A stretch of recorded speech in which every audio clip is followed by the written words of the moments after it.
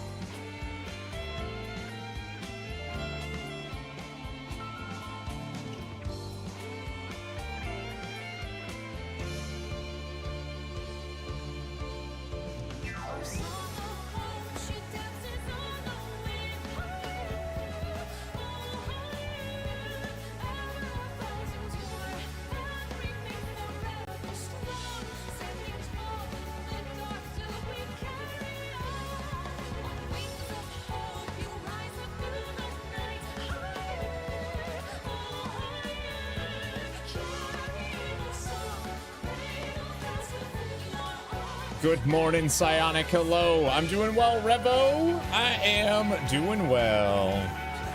I'm late today, but I actually have like it's like a decent reason why.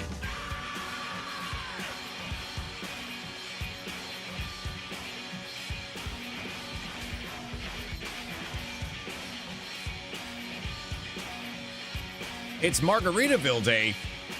Hey, Margaritaville. What's my excuse this time? Deidre is actually, she was heading out for the day, and she was playing Hades 2. So, and she was having a really good run, and it looked like she was gonna get her first clear. So she was playing Hades 2 before she leaves to go hang out with her friend, and then I was hanging out with her a little bit before she left because she's gonna be gone all day, and I have been streaming nonstop this weekend, so I haven't seen her.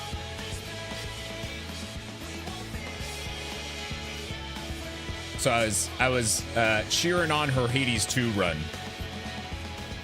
before we started. Last day of Endwalker. After today, we hate Endwalking. That's not true. I'm gonna love it. I'm gonna love it forever.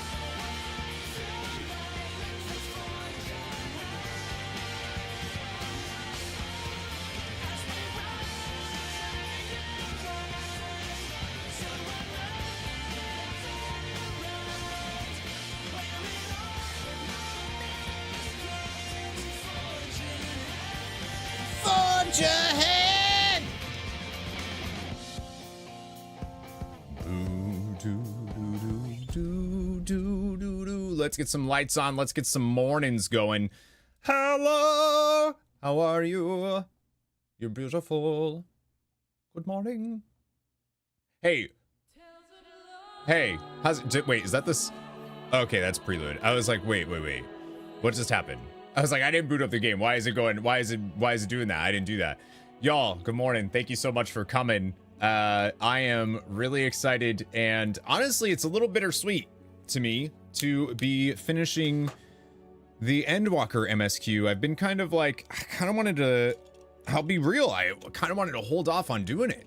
I've kind of been like, I want to hold off on the end of Endwalker. I want to do like a build up thing and like, you know, say goodbye. This journey has been really it's been delightful, and I am looking forward to the future of my journey in Final Fantasy XIV. I'm looking forward to it, but I'm also, you know, it feels like saying goodbye to an era of my Final Fantasy XIV-ness, which has been me not caught up and me getting to hear, you know, reactions to things that I'm reacting to that people have already seen, and like they, you know, and now it's gonna be, we're all on the same page after today, and that's a different type of journey. And I don't know, there's something a little, I kind of liked being the guy that was, you know, getting people excited, and they were explaining stuff they're excited about in Final Fantasy XIV to me, and now it's gonna be, I mean, hopefully we still do that, but like, I don't know, there's just something about it that I'm gonna miss. I'm gonna miss it. You know, it's like playing, it's gonna be like playing Final Fantasy VI for the first time when that happens. You know what I mean? It's gonna be like that. Revo, thank you for the watch streak. Chaos, hello. No, not only you. Yeah, only you. Golbez stands. Thal's balls. Golbez is the hero of the story. The hero that we need, really, if you think about it. I'm excited. I'm nervous.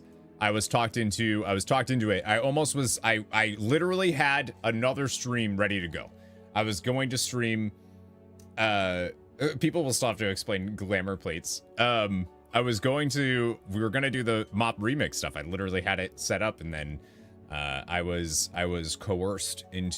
manipulated really into finishing this up today. So that's what we're gonna do. The plan is we're gonna finish up the MSQ for Final Fantasy XIV Endwalker. We're gonna do the last, I only have 3 quests, I think.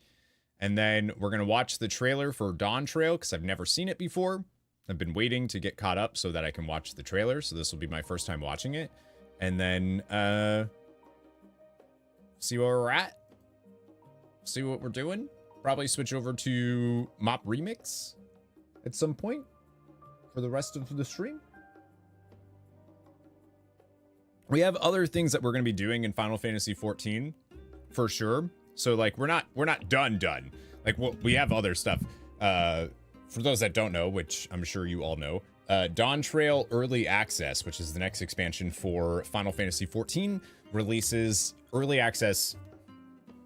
Really, it just means not late access. On June 28th. So we have about a month, a little over a month to get ready for that. And since I only stream Final Fantasy XIV on the weekends, we got, you know, it's not that much time actually before that happens. So we have a lot of stuff.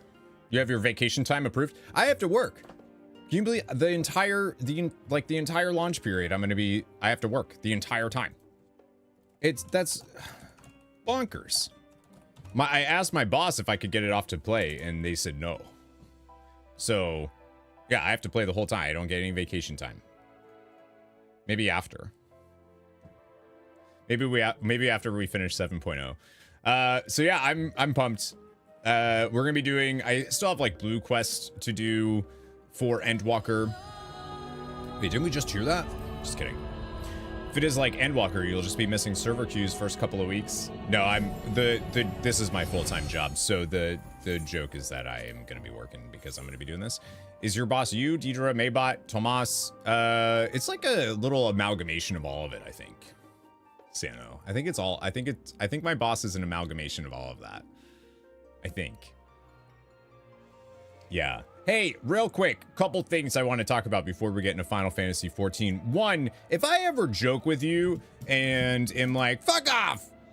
Why you do it? I'm probably joking. Just so you know. If I'm ever seriously having a problem with you, I probably won't say it on stream, and I'll probably message you if you're a problem. Just so you know. Anything outside of that, I'm probably just joking. Especially if I literally laugh afterwards and you laugh too. Just a heads up, y'all. Sometimes my humor is a little too dry, and like, I'm sorry about that. But that's my humor. If you take it the wrong way, I'm sorry. Hopefully you know that I'm joshing. I'm joking. I use the like, I embellish the fact that I'm mad to show the fact that I'm not actually mad. You know? You know what I mean? Just want to clarify that. And if you don't know that by now, and you've been around for a while, I don't know what to tell you. I guess you're a fucking moron. Fuck off.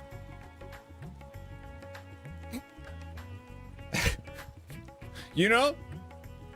I know the feeling of having dry over. Hi, Allison. Hello. I feel like I shouldn't have to explain my sense of humor if you know me and you've watched my stuff. But when she said that before, I cried. I'm sorry. I had somebody leave, and apparently it was because they thought I was being serious about a joke, telling them to fuck off about advertising, which wasn't a thing. So I just want to make it clear. And if you don't like that sense of humor, that's totally cool. I get it. That's totally cool. Sometimes dry humor is like it feels a little belittling sometimes, because it feels like, oh, you didn't get it? You didn't get it? What are you done? I get that. It sucks. I don't know what to tell you. I don't know what to tell you. What you see is what you get. Okay? All right? That's all I got. That's all I got to say. Outside of that, if I have an actual issue with you, I will message you to say, hey, listen, I have an issue with you. I don't have a problem with that. I don't really like confrontation, to be real, but also I probably don't have an issue with you. just like at all. Like I don't. I can count on no hands how many people I have a legitimate issue with. So, just saying, I love you. You're beautiful. And I'm sorry if I've ever been mean to you in jest. But I promise you it was in jest. Except for you, Tomas. You, I just like to be mean to because it just makes me feel better about myself.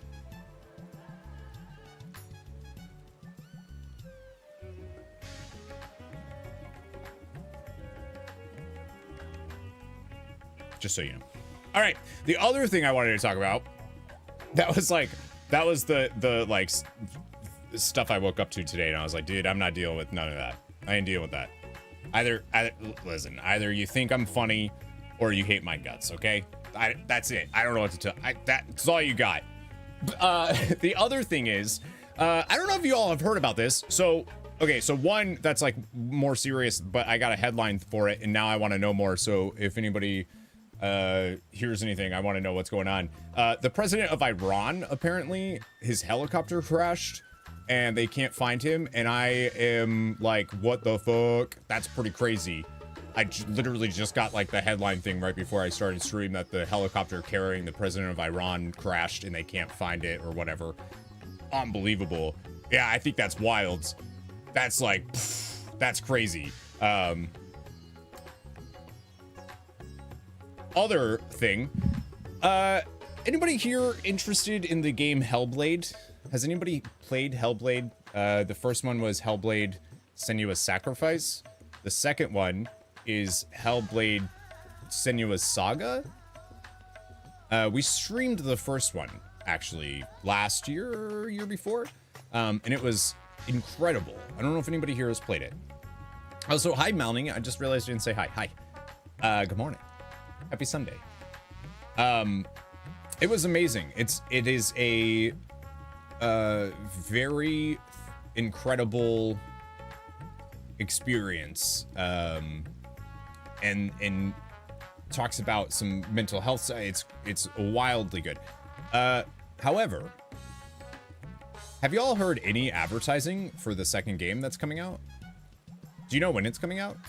For those that have or that are interested or might know anything about it, just curious. Seen marketing or know when its release date is without Googling it right now? You saw like one. Yeah.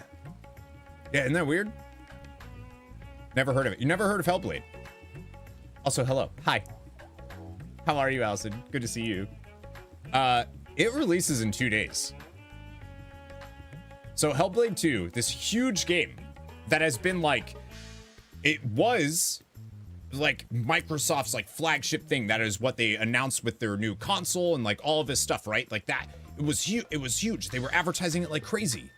It comes out in 2 days. I haven't seen, if I wasn't directly following the game itself, because the first one just like altered my brain, I would have no idea. Here's the worst part of that, y'all. The review embargo lifts an hour before it releases.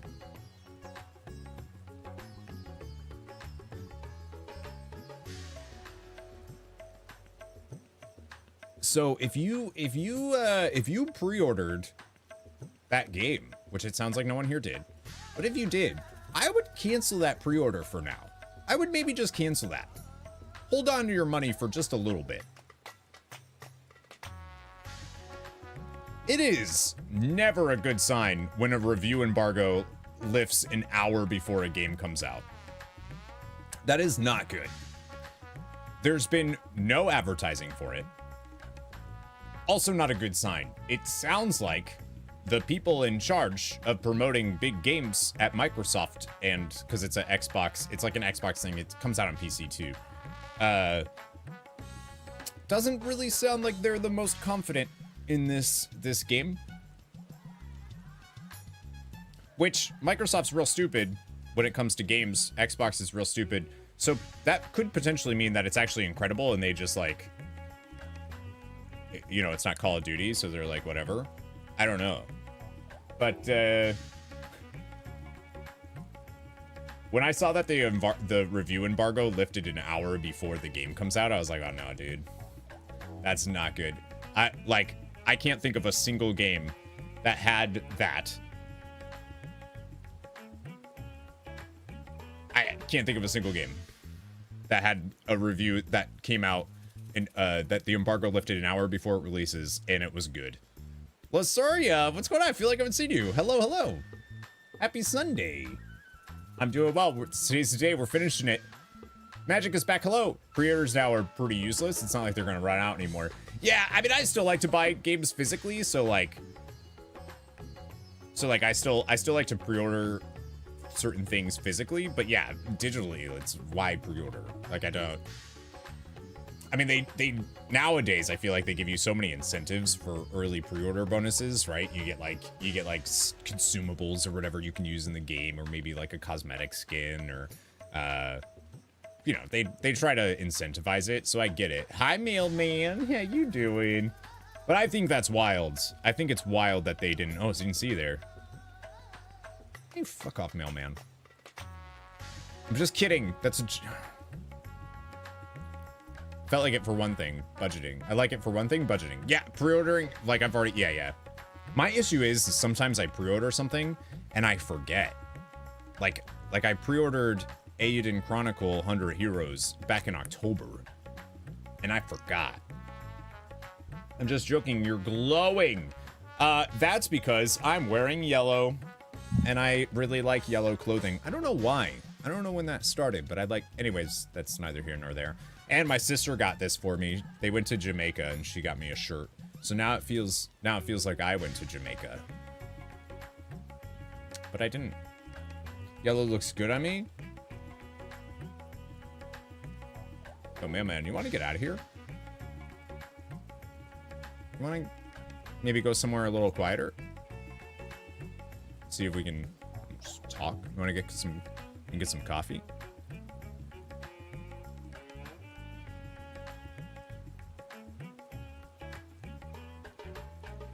Shit, I just realized. Wait, realized what?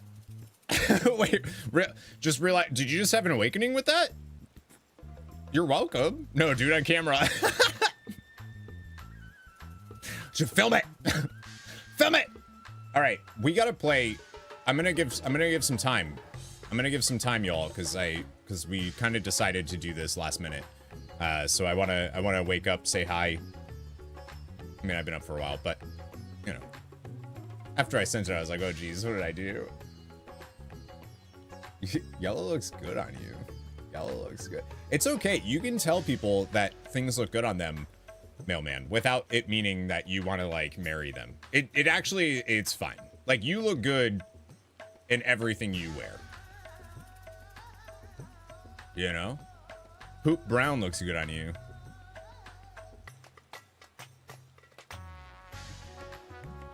Yo, hang on. I got a shirt. All right, I'm logging off so that we can go meet up. Maybe not on Twitch, however. Might get banned. Eh, fuck it. It's worth it. What are they gonna do? Ban me for like 2 days? I could use a weekend. Damn. Hang on. I have a shirt. I have a shirt I bought. I need to show this. This is important for Final Fantasy IV. This is important.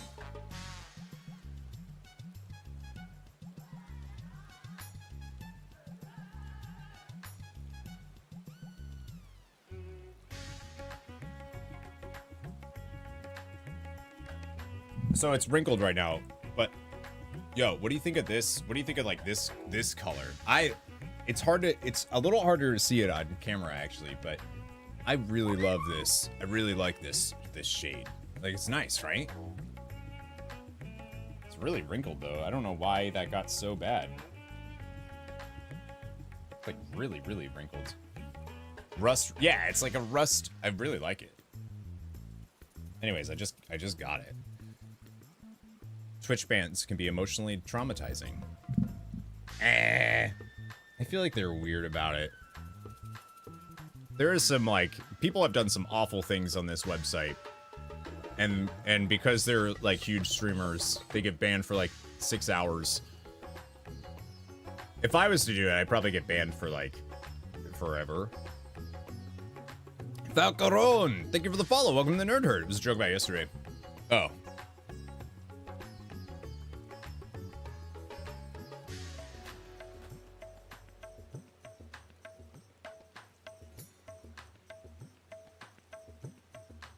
What happened yesterday?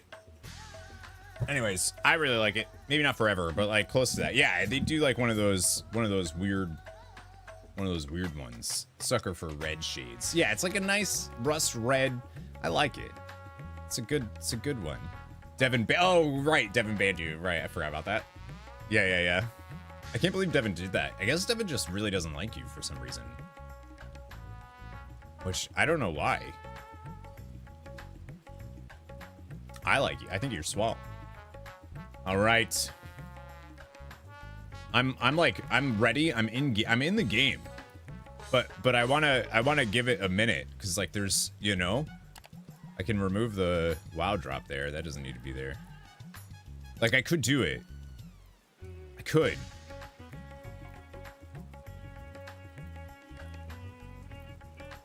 Be able to watch today. You were sad cuz you couldn't watch the stream after the Isle of Hom. You went to a family dinner? Oh no! Watch the VOD, but it's a little frustrating to see the debate in the chat not being able to participate. Oh yeah, I know that can be tough. What was that one about?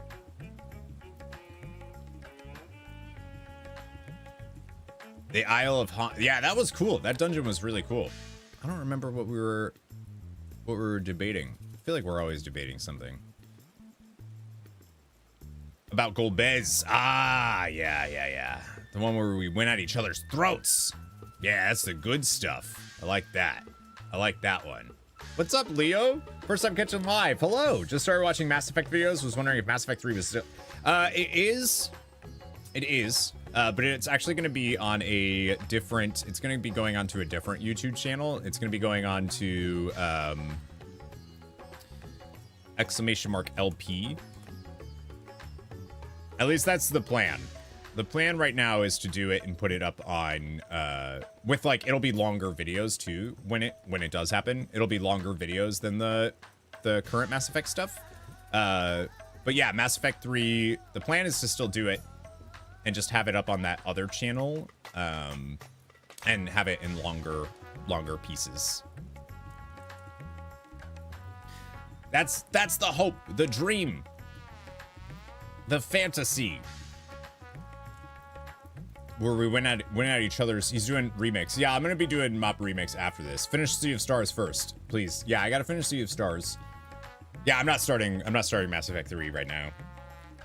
I got some time before I do that for sure. Because that's also a big game. Yeah, we're gonna be doing I gotta finish the Sea of Stars. Sea of Stars is already done. I just need to actually edit the videos together.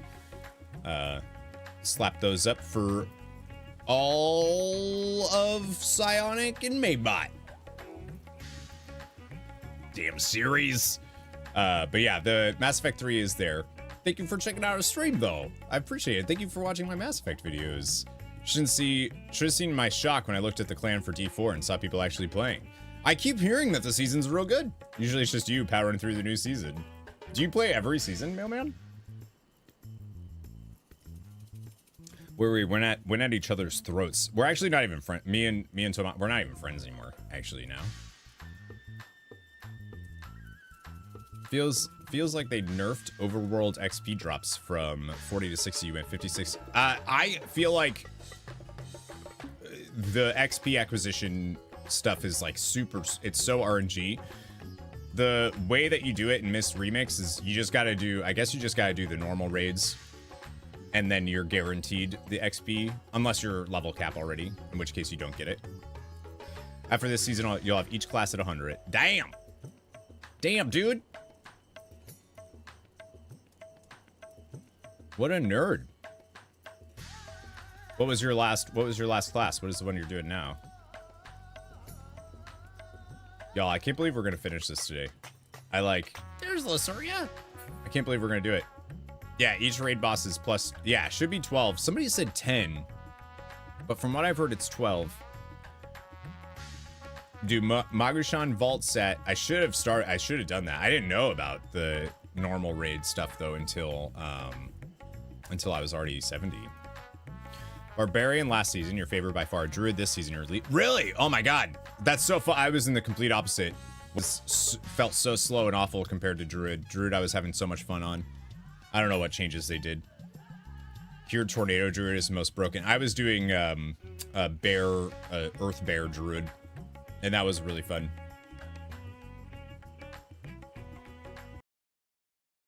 Tornado Druid was really strong back then, so. Kate Sith neck ribbon. That's cute. That's cute, Tomas. Here, I'll show it. Let's switch over to the game, y'all. Let's do it. That's cute. My hair's in the way, but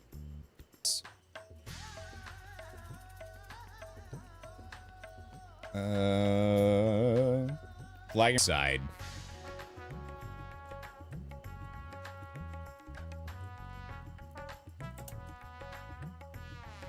Sounds like it might be Twitch.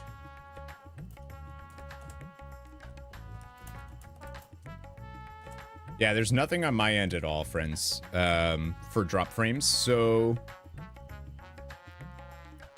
I'm kind of thinking it is...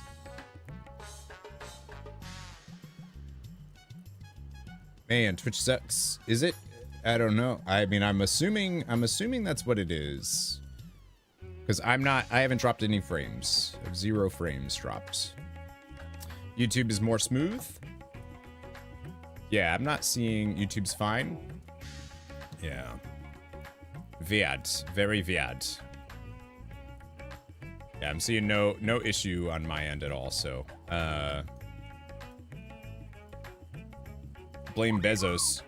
He doesn't even do anything anymore. Heavy Sin, thank you for the follow. Welcome to the Nerd Herd. All right, we're doing this. I don't want to start doing it if Twitch is if y'all are still having some issues. Got some buffer on YouTube. I lied, there's a little buffering. That's super weird. I'm not dropping any frames whatsoever.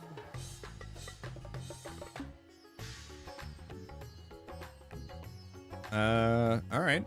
I don't know what the issue is then, because it's straight up not on my end. I'm wondering if maybe it's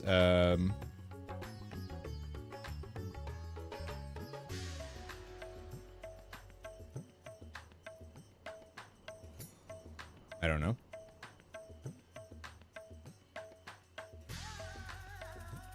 There's literally nothing I can do to fix it too. By the way, you have to do the Make It Rain event for a very sophisticated outfit.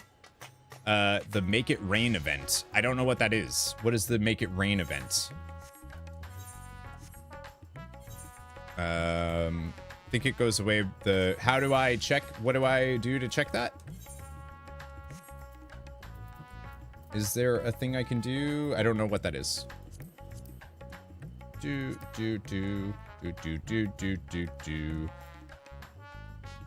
Gold saucer event.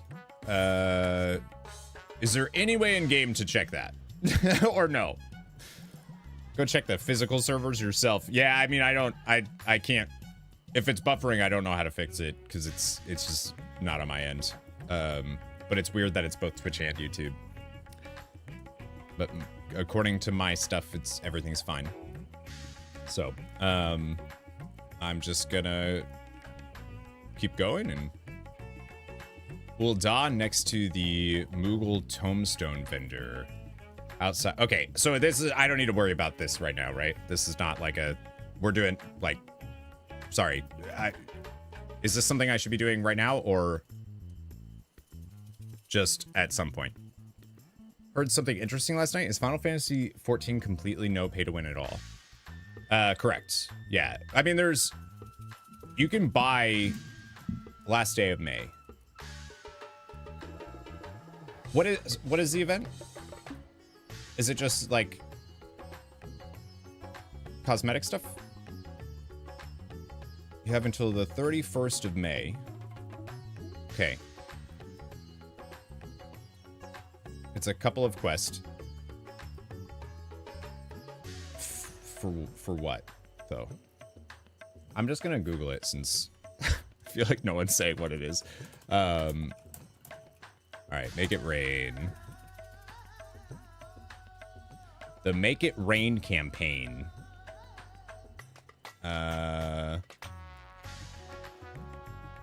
yeah, that's goofy looking. You get like a weird ass duck thing. Oh, I love that. Yeah, no, I need to do that. You're right. Yeah, more MGP. Wow, how many events do they have right now? They have the Yokai event going, they have this event going, and they have the Mogpendium 2 going. Right? That is wild. MGP rewards from the Gold Saucer have been increased by 50% for the duration of the event. Certain items available during previous iterations can be attained via the campaign attendant. Crystal Tower Strikes, a number of other may be purchased at reduced MGP cost. Ooh. Yeah, that looks cool. The costume, that's great. Yeah, I like that. Even though it's massive, because pretty much every MMO you can think of has pay to win. Yeah, in some way. Final Fantasy XIV definitely doesn't, but they have a much more robust store than something like World of Warcraft, for instance, and the Fall Guys crossover. Yeah, I missed it last time too. That'll be cool. It's like people were like, "You have to do this event." What is it? It's Ul'dah next to. Yeah, where? What is it? Let me see. You had made me go on, maybe Google it? Why did it turn the word Kappa into a face? I don't know. YouTube? Might be like a YouTube thing. But there's a lot of them, yes. Emotes, and basically just a bunch of cosmetic stuff. You can buy like a story skip and whatnot, but that's not like real power. Like, you can buy a level boost, which I mean, there's like a very little slight argument you could make for that being a power boost. But you can't directly buy power. Even something like, are the cosmetics like above and beyond what you can collect by just playing the game? I don't think so, personally. Some of the emotes are, I think, but cosmetics, from what I've seen, not really. If you buy a boost or a skip, don't tell anyone, they will judge you. Yeah, I absolutely will. Yeah, like even WoW has like, there is pay to win, but not really, right? Like you can't just straight up buy gear, but like you kind of can, you know? In this, you can't buy currency. You can't, you know, a lot of the cosmetics they put on the store are past events, free rewards in game. Yeah, people argue that WoW doesn't have pay to win. It does. It's just not, it's not in the way that like, you know, other games you can literally buy gear, right? Like with real life currency, you can buy, you know, a weapon that's going to make you super strong or whatever. You can't do that. You can buy gil in this game, but like I said, it's elite. Yeah, that's different. That's a different thing. I'm not talking about like a third party. I'm talking about officially like from the store. Yeah, you can't buy currency to make yourself more powerful. You can buy storage space in Final Fantasy XIV. Like you can use real life money to get more storage, but that I wouldn't say that that's like power. Money definitely gives you some advantages in some ways, but nothing like that. Oh man, do we do it? Are we ready? I don't know. Do we do it? Do we start? The end? Pay for convenience. Yeah, that's what I would say. When one door closes, let's do it. This is the end. The end of Final Fantasy XIV MSQ forever until June 28th. Don't do it. Who suggested you do it? Do it. You can technically buy gil, but it's the worst conversion rate you've ever seen and the most inconvenient way to get gil. Can you directly buy gil, or is it like you can buy something that you can then sell for gil? Like an item that then is like a market thing. Like in WoW, you can just directly buy golds. Sort of. You buy a WoW token and then you can sell it on the auction house for gold. High revelation. All right, let's do it. Varshan. Level boost and story skips come with items you can sell. Ah, there you go. Hi, Lunatic. Welcome to the stream. It's a job boost. They give you 500k. Ah. Yeah, that would be... Yeah, I don't know if I wouldn't argue that. I definitely wouldn't say. I think there's an argument to be made that World of Warcraft can be pay to win. I don't know if there's one for Final Fantasy XIV. I think you could make a similar argument, but not really. All right, when one door closes, Varshan has a message from Charlian. Ah, Missil, one of my clerks was just here with a message for you. The students of Baldesion request your presence in Charlian at your earliest convenience. Indebted as I am to our friends, I had hoped that I too might be of service, but it is you alone that they require. If you've no pressing business, pray make your way to the Baldesion Annex at once. Ojika awaits your arrival. We saw Aaronville get off a boat with somebody, which is definitely not the female Rothgar reveal, for sure. We've had this argument before. I see you change side. Wait, which one? It's interesting they haven't felt the pressure or need to move to pay-to-win model, even though every other... I think their cosmetics is enough for that. In the meantime, I shall continue showing Ajdaya the city. From notable landmarks to the people's lives, there is still much and more for her to see.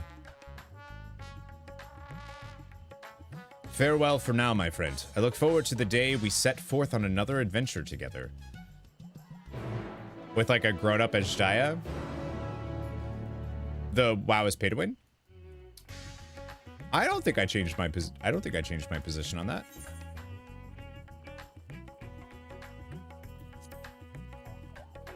I've always said WoW could technically be pay to win.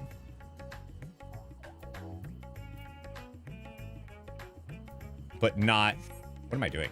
Not in that way. Like, not in the way that a lot of other games are. Old Charlian, Siojika.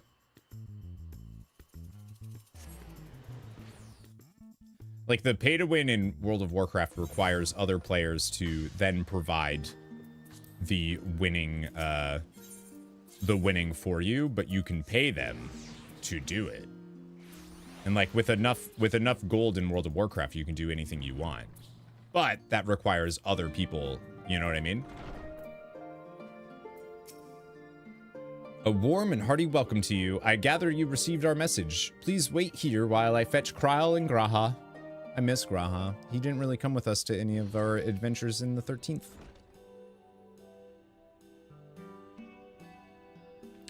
Gold. Graha would have loved Golbez. Kryl, look at her hair!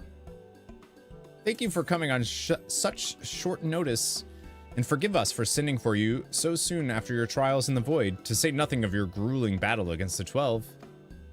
Now then, we aren't actually the ones who require your presence, but Erenville. He stopped by recently, you see, and asked us to reach out to you on his behalf. I imagine you're as surprised as we are, given that he was supposed to be away on a long expedition. Something must have necessitated a change in his plans. All he would tell me is that there is someone whom he wishes Missil to meet. He also mentioned that he would be tending to business at the studium. Shall we look for him there? I love when they decide to take her hood off, because they did a great job with her hair there. Like, that's definitely a unique... Like, I don't think anybody else has that, right?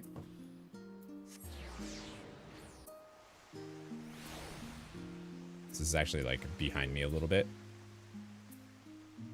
Frednick, hello, hello! We're doing it! It's the end! Erenville's early return likely has something to do with this visitor. Who could it be, I wonder? Definitely not a female Hrothgar. Now then, where is Erenville?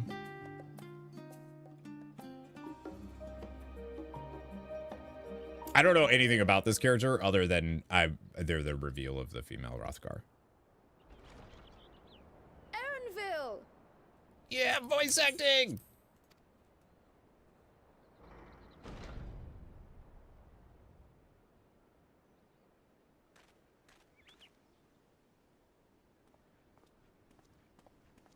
Apologies for the wait. I hope I haven't called you away from anything important. I chanced upon some commissioned items at my destination, so I thought I might deliver them. Where did you go, if I may ask? The New World. Tural. You went to Tural? Then the person who you wish to introduce... Aye, she hails from there. Yeah. I present to you...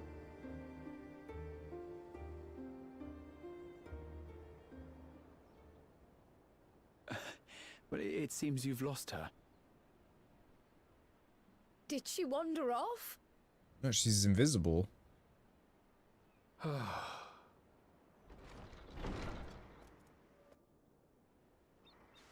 Sorry. It's just so different here. I can't help but want to explore. Well, while you were exploring, your candidate came to us. Oh my god, I love her voice. This is him. The adventurer you crossed the seas to meet. Ooh, you weren't exaggerating. It's plain he's no ordinary man. I'm Uklamat, claimant to the throne of Tulihuela. I love her! Tulihuela. It's Tural's governing nation. The capital bears the same name. She looks so good! I'll get to the point. I want you to come with me to my homeland. Oh my god, with the updated graphics in like the Given first, she's gonna look magnitude of amazing. the request, perhaps you should explain why you're making it? Of course. Soon, an event of great import will be held in Tural. The Rite of Succession. How do you say her? I'm sure they'll say her name. Wook Lamont? Is that? Rothgals. Oh, that's a good. Yeah, I like that. Rothgals. That's true. She's wearing a hat. I love that, her weapon.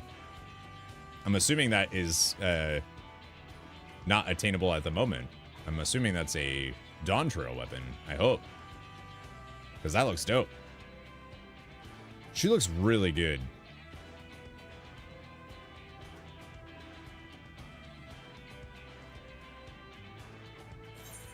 She looks really good. Taking the form of a contest, it will determine who next ascends the throne. As daughter to its present keeper, I will participate. And I have every intention of winning. I was searching for champions to join me when Erenville told me about you. A mighty warrior who knows no fear. Look at her nails. Sweeps aside terrible fiends as if they were reeds. Who flew to the edge of existence and saved our star. She asked who Rajira, thank Eorzea's you. greatest hero was, and so I told her. Much more elegantly, I might add. Now you know why. You'll come to Tural, yes? Wait, let's all just slow down. Wooklamat, was it? Oh, I did. You Yeah. claim to be of the royal family, but is it not the Mamulja who rule in Tural? Tulihyolal is a nation of many peoples. Not only the Mamulsha, as some across the seas are quick to assume. That said, its present ruler is a Mamulsha, and one blessed with two heads besides. He's also my father. Not by blood, obviously, but he raised me as his own. And that's what Obviously. matters. Hi, Magizar. Good morning. So that is the way of it. Have you met Wuklamat? My apologies if I was indelicate. Hardly. I know little about your land, and nothing about your parentage. I love her. But in my eagerness, I've gotten ahead of myself. I can't expect you to agree on the spot when we've only just met. If you have any questions, I'll do my best to answer them. Just know, though, that if it's adventure you seek, you could do far worse than come with me. Like, Now, this is only a rumor. she's like wonderfully playful. Is this what it's like when Americans go to England and meet people for the first time? She's the American. Yeah. Like, yeah. She's so playful. Like, just like the pushing Graha. Like, come on, bud. Oh, I love her. I love her so much. I'm also a sucker for orange. Like, characters with orange design, and it's because of my childhood. All of the characters that I've loved growing up all had orange. Yeah, she's got like a little bit of Moonbrita vibes. Oh, for sure. But apparently, the contest will involve the fabled city of gold and the legendary beast, Valyarmanda. Oh, interesting. Tell me that doesn't pique your interest. Oh, it does. Is that a play on Jormundur? Jormundur? I don't know if that's a thing.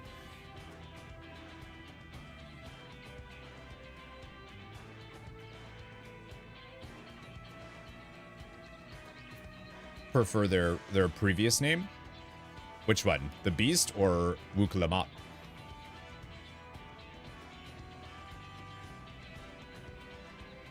I don't know. What is this clip? Should I... Oh, yeah. You had to have sound on.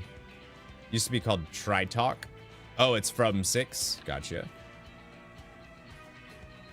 Nice.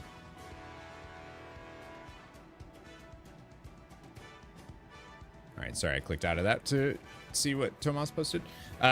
Golden City.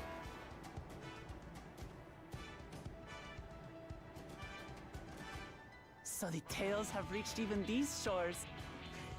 Can't help but feel proud. I advise you not to put much store by these rumors. Golden cities are not but a dreamer's fancy. Says the dreamer who was bent on finding one when he was a child. Just because you failed doesn't mean it doesn't exist.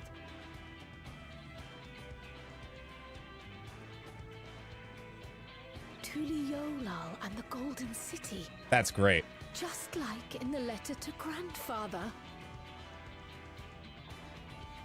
Regardless of what the contest may entail, it'll be no simple thing. If I'm to triumph, I'll need capable and dependable companions.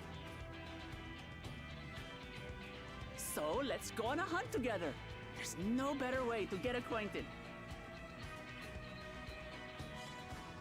I love her axe. It's really good.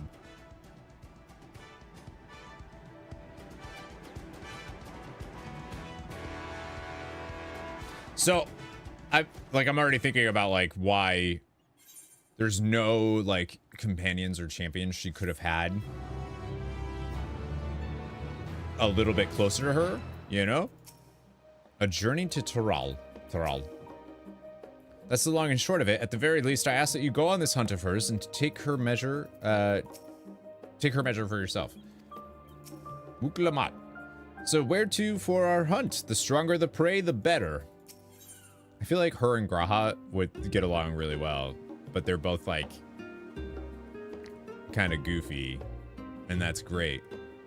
The game is afoot.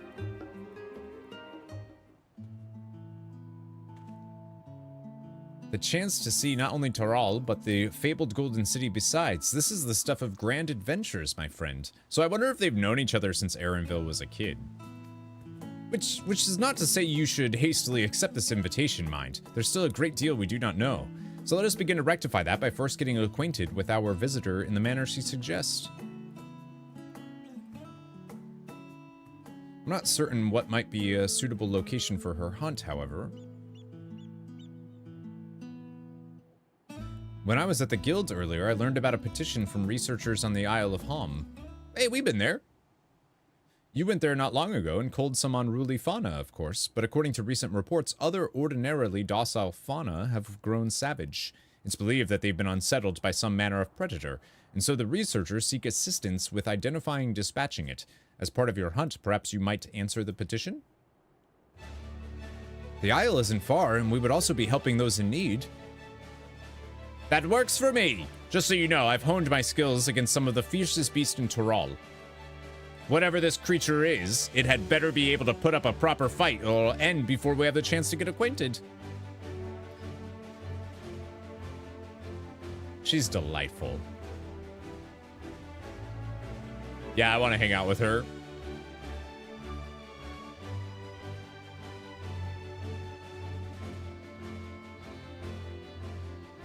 And before we can prove ourselves capable and dependable companions...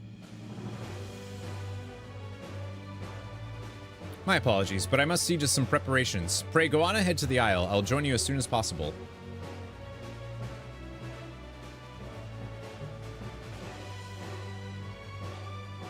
If the rest of you are ready, let us head to the harbor. This being guild ship business, it should be simple enough to secure a vessel.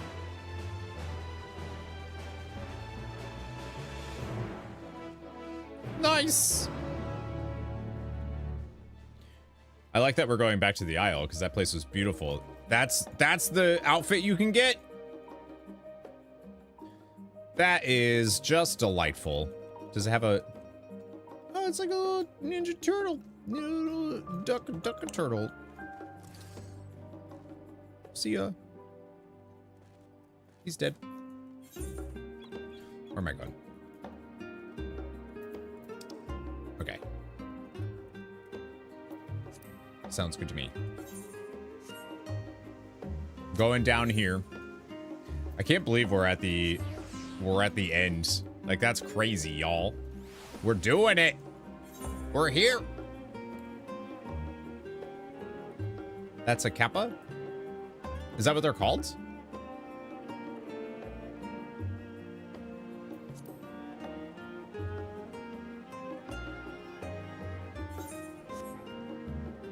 So cool. So is it the dungeon again, or is it just going to be like a different scenario? I'm guessing it's... Oh, okay. It's a solo scenario.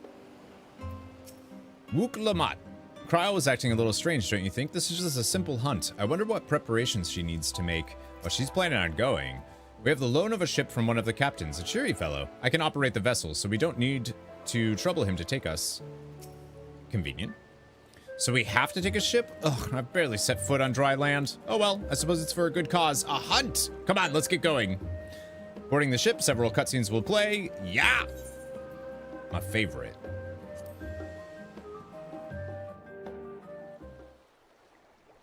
That's an imp?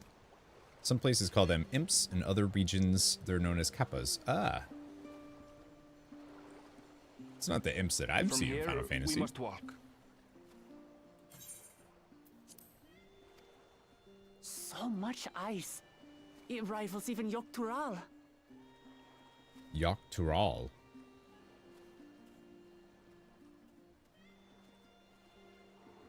Oh, a white bear. I wonder what it tastes like. No, don't. Remember, we're here to deal with creatures that have been deemed an unacceptable danger. Do not attack anything else unprovoked. I know.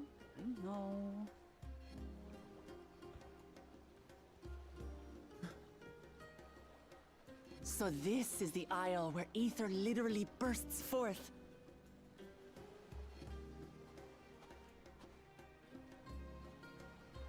Aye, the Isle of Ham. The geysers lie deep inland, however. Got it. Haha. Screenshot. You really are knowledgeable. Kona told me nothing about this place. I doubt your brother managed to come out this way. He's like to have toured facilities like Labyrinthos, however. The great big cavern under the city. It's amazing that they could make a sky down there complete with a sun.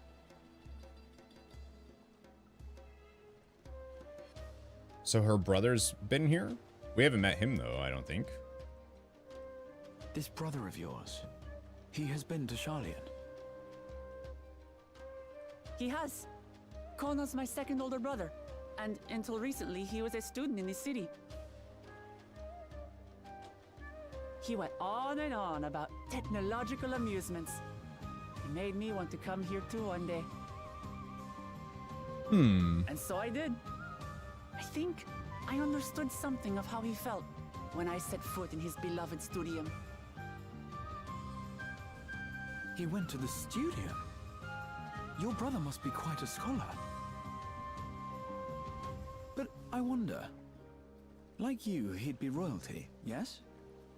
With such a personage coming to Sharlayan to receive an education would surely have caused a stir, yet I recall nothing of the sort.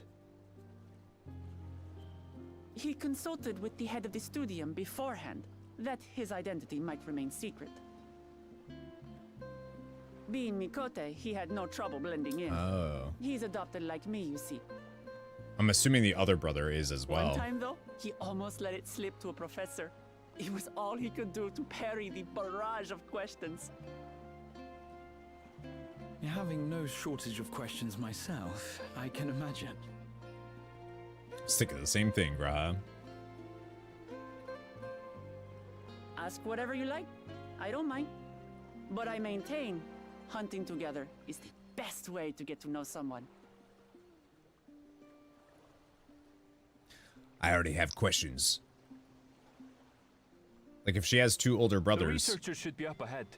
Let's find them and learn what we can. is the competition going to be between them?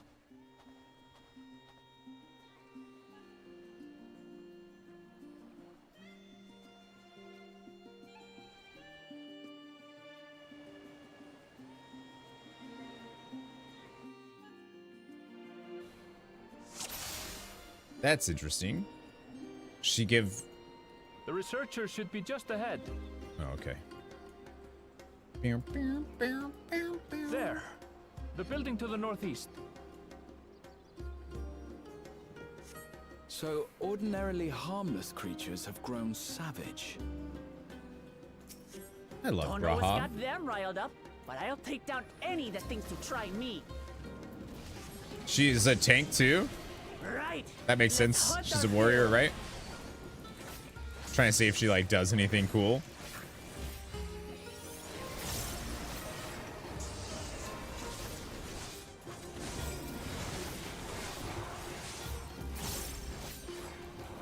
Cooler, I should say.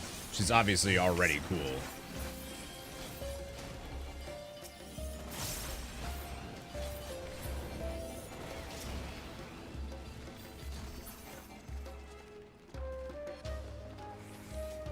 That looks real nice. Sorry about the killing you. You're cute.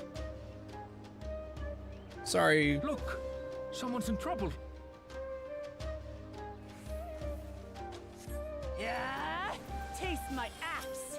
Oh, I think it put me in combat. I was gonna do the soul so, but it. These animals are usually so docile. Yeah, hi Thunders. You play what we want, not the other way around. We're doing it. We're finishing it. The MSQ ends today. Now.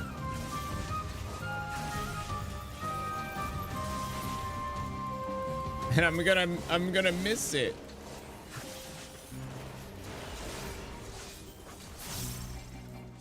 Reaper's FUD. Are you all right? Yes, thanks to you. Do they say anything? No. The sheep sheep going ham, you could say. But wait, they're sheep. Thank goodness you've come. I take it you're the one who answered our petition. Wait, aren't you? You are! Missile, the adventurer who saved our star. Would that our meeting was under better circumstances. I was conducting a routine inspection of the transporter here when I suddenly found myself surrounded. Taste my ass. Yeah. You'll never find more of the same across the You'll find more of the same across the chasm. Once docile animals grown strangely aggressive, my colleagues there can tell you more. If you'll give me just a moment, I can finish checking our equipment. Yeah. So this way we can go They zoom. are famous. Yeah.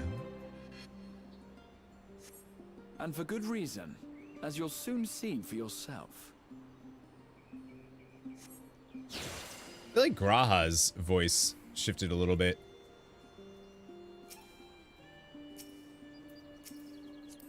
Or something. Alright, bye! Quite an interesting contraption you've got here. She's just like, I'm in, let's go. What were the thoughts? Well, I knew it was going to be a female Rothgar. Is that our petition? I didn't know she was going to be this great, though. Let's go and have a chat. She's awesome. She's really cool. If you've come to answer the petition, you should speak with my colleague here. The adventurer come to answer my petition, I presume. We're most fortunate to have one of your considerable skill here to aid us. A creature of unknown origins has been sighted on the island in recent days, and we believe its presence has affected the local fauna. The animals beyond the gate beyond this gate are the worst affected we've encountered thus far, though we dare not go back. Your task is to quell any threats you find and search for traces of the beast responsible for all this. If you should find anything at all, we'd be most grateful if you would share it with us. Yeah, I love it. I know, honestly, I feel like if male Rothgar could stand up, I would potentially pick them. Skill. Oh, nice! Is that all? I just Come love on, her, let's pick up the creature's trail. her personality is awesome.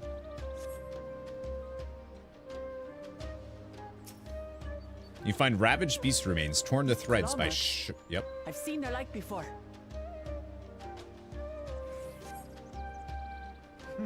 It's starting to feel like a proper hunt. I'm curious how all the things connect. Like, what manner of beast? Such marks would be too common in any case.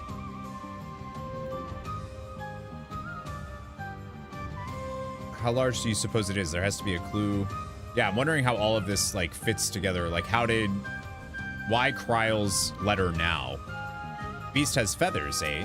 What is this? You find feathers are scattered around the ground. There are signs of a fierce struggle. Feathers? But did they belong to the predator or the prey? So, how do you prefer our prey? Roasted or raw? You presume it's even safe to eat.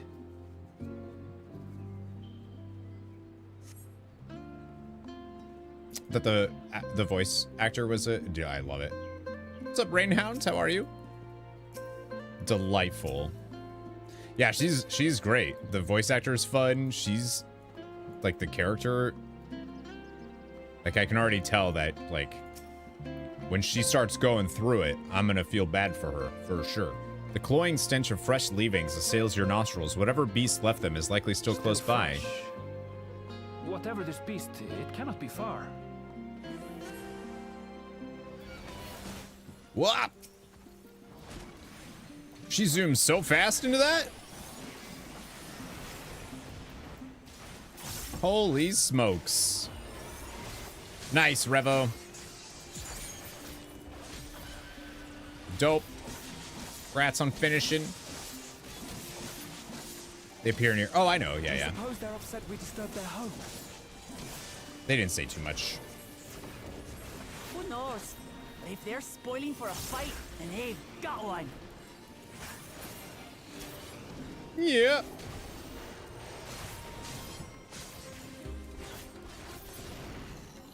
Like I was just called a ham crystal.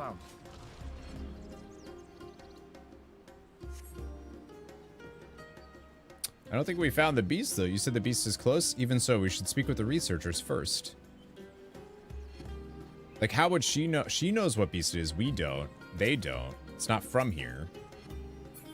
And then Kryl with her grandfather's letter.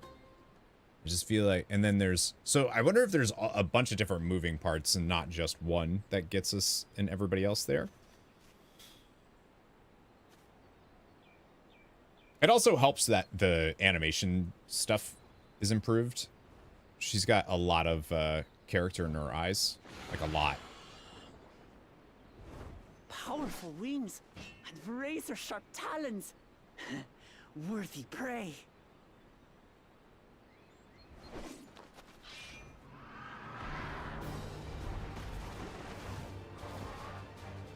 Oh, nice.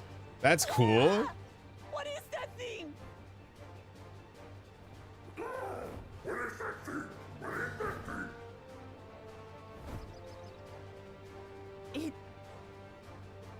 It speaks?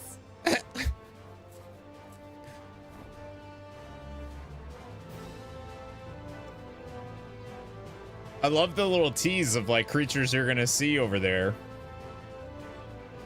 It's heading towards the falls. I'll stay with the researchers. The creature, I leave to you.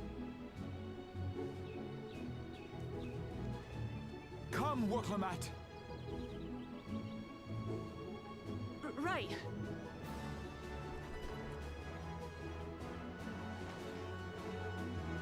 Huh.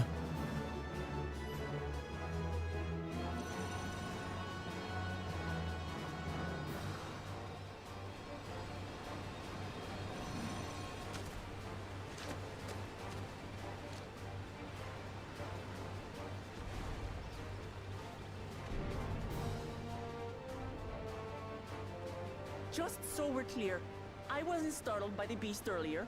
It caught me by surprise, that's all. Forgive me, but I failed to see a difference. I'm getting hungry. Let's be done with this so we can eat.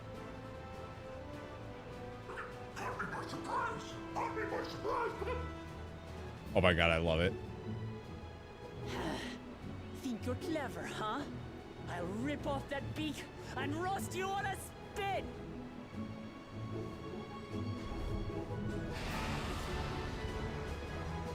Yeah, let's do it. Calibri. It's like a weird fleshy toucan thing. You know? I don't like it. Uh-oh, we got an ad.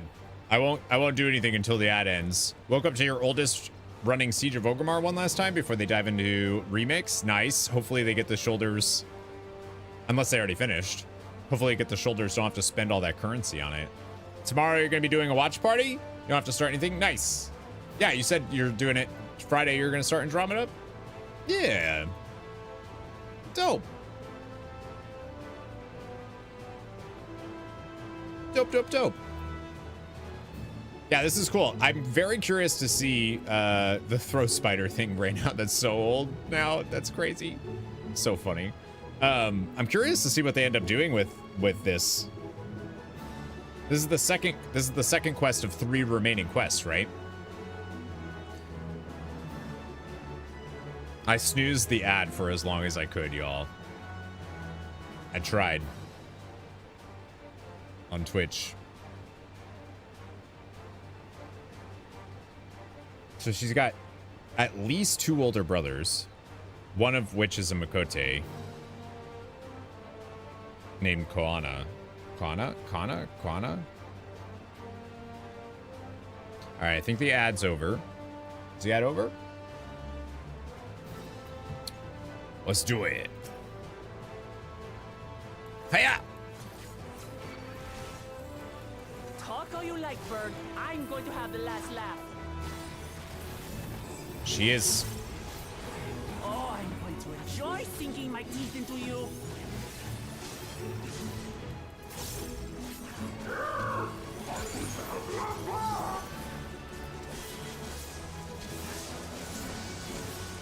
Yeah, shut up already, you blasted bird! Oh, I screwed up my rotation.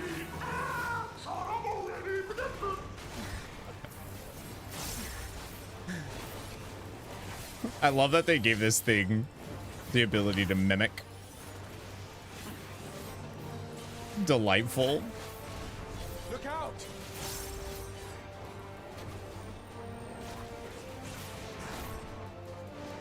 Just heal me, good. I've never seen such an enormous colibri. Is that how you pronounce colibri? Colibri? Not good. Quickly, gather together. Okay, I'll just stay still. Hello, Swan. How are you? Oh, what? Ew. I've got you. Ew.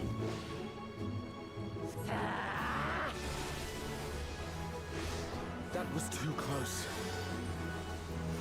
Steady now. What is that?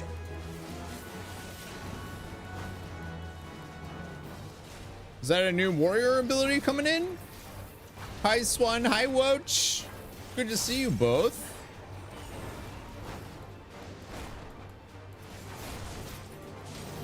Oh, you swooping. You swooping. You swooping.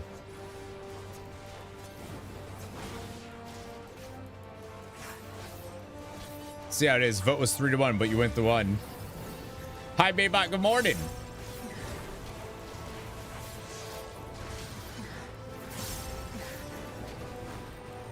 Spread out, everyone! Yeah. Who paid for that? I just popped my DPS cooldown. Ready? Yeah. Oh, I gotta break you out. I got you. Sorry, I've known Graha longer, so I'm breaking him out first. I hope you don't mind. All right, come on, get out. Thank you. You're welcome.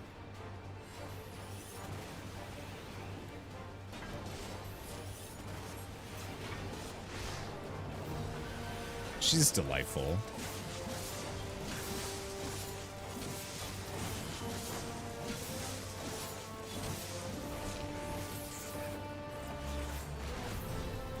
Ah.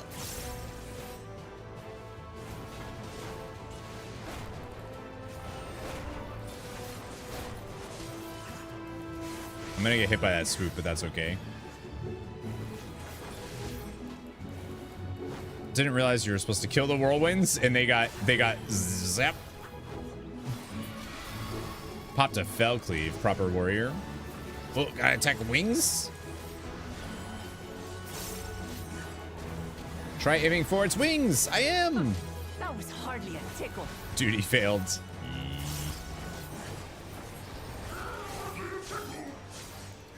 Hardly a tickle.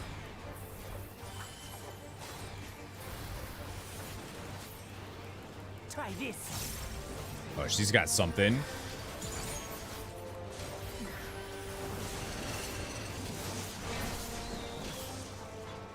Nothing to it. I really hope those are like new warrior moves that they're showing. Loudmouth bastard!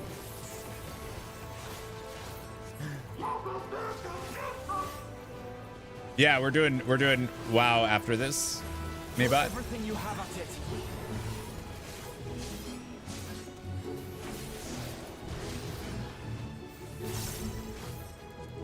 Look at him!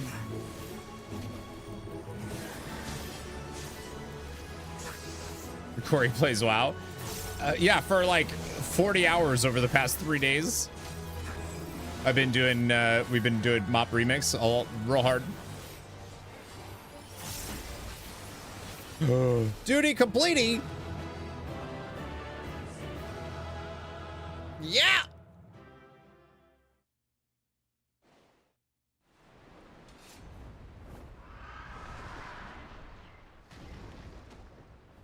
True, Maybot. Birthday week. It's your birthday week. Happy birthday.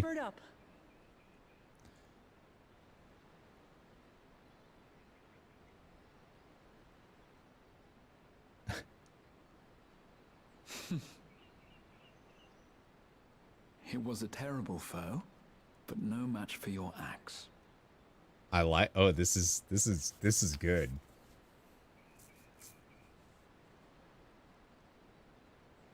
Only to be expected. You were pretty impressive yourselves. I was right to invite you on a hunt.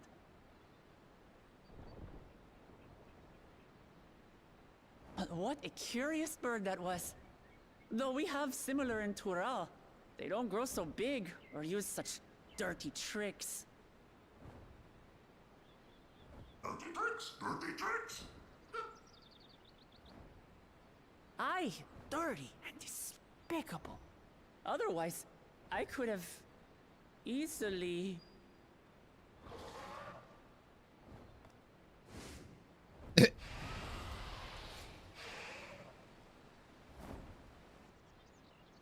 Leave this to me. Oh, what? How about you? What?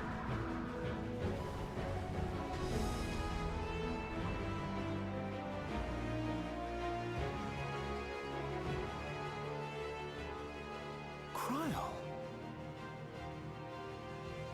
She's a Pictomancer now? I am terribly, terribly sorry to have kept you all waiting. And she's got a new little outfit going on.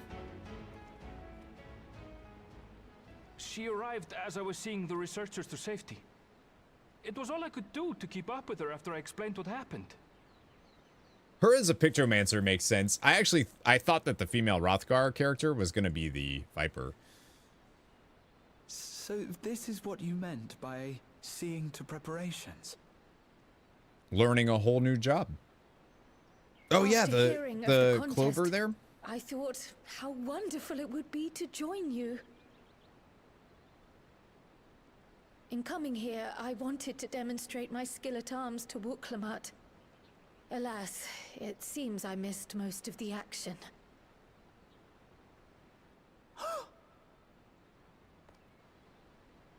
That was amazing! The piece didn't stand a chance! I'm glad to have been of service. May I ask what inspired this change? There's You only will 3. recall the time you descended to the ethereal sea in Like search we of have like a Hylian. quest, Maybot. Recognizing that my skills were inadequate, I chose to provide support from afar rather than join you. It was the same when you set forth for Ultima Thule. How it pained me to stay behind again and again. That's what inspired this change. Ever since the final days were averted, I've used every spare moment to hone my craft. Huh. I like that You all they're have adapted your methods to suit the circumstances. I started by considering how I might best contribute. I'm glad they're And after much acknowledging deliberation, that she really I arrived at my answer.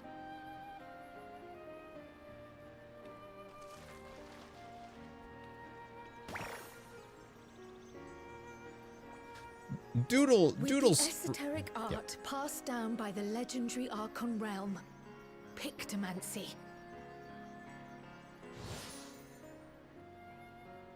As I recall, you have embraced versatility to effectively complement a certain someone's style. Isn't that realm is the Pictomancer in 6, right? Kryl is a realm reborn. Yeah. Right? Final Fantasy VI for the yeah, she's the Pictomancer. I haven't played Final Fantasy VI yet. It's one of the few. But soon. Archon Realm. That's a nice reference. What I do is much the same. Like you, I don't want to be left behind. You can get a paintbrush like that, Swan. Indeed. Dawntrail. I must say, you appear to be especially keen on being involved in the ritual of succession. Is there any particular reason?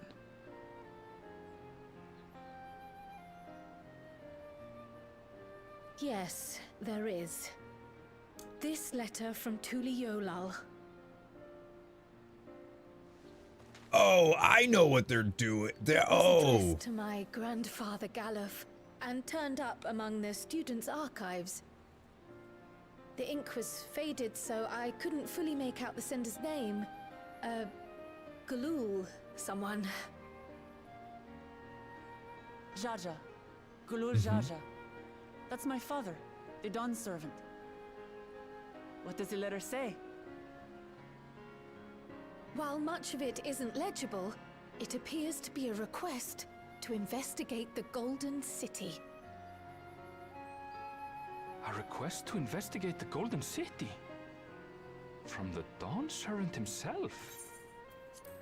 So the thing that there was a reference that Urianger made to Thancred about, or Thancred made to Urianger. I don't remember who said what to who now. Sorry, Darce. That there was somebody that needed the Archon because of their thing. They needed Archons. So I'm pretty sure what they're setting up, which is really fun, is that the competition of succession is gonna end up being like we're on her side. Thancred and Urianger are gonna be on one of her brothers. And maybe other people, other scions, like Alphino and Alize, might be on somebody on her other brothers. Is what I think they're setting up. And that's fun. I really like that. A little conflict in the that's fun. Seems it may be more than a rumor after all.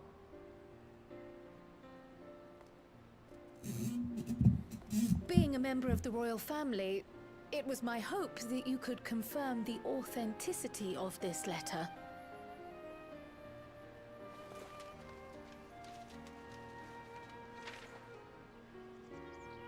I can say for a fact that my father didn't write this.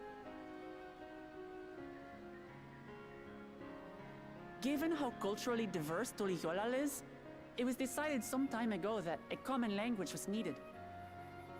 But instead of elevating an existing tongue and its speakers above all others, we looked to those widely spoken overseas and created an altogether new one. The similarities to your common tongue also make it quite easy to communicate in these situations, no? This letter, however, is entirely in Eorzean. If Father had written this, he would have been in Turali. And what's more, it bears a wax seal. We don't bother with them. Yeah. So the letter is fraudulent, then? Oh, I didn't mean to say that. My father's signature is genuine, as far as I can tell, so perhaps he simply dictated it.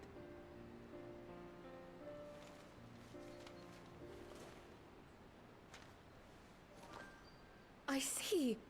Thank you for the confirmation.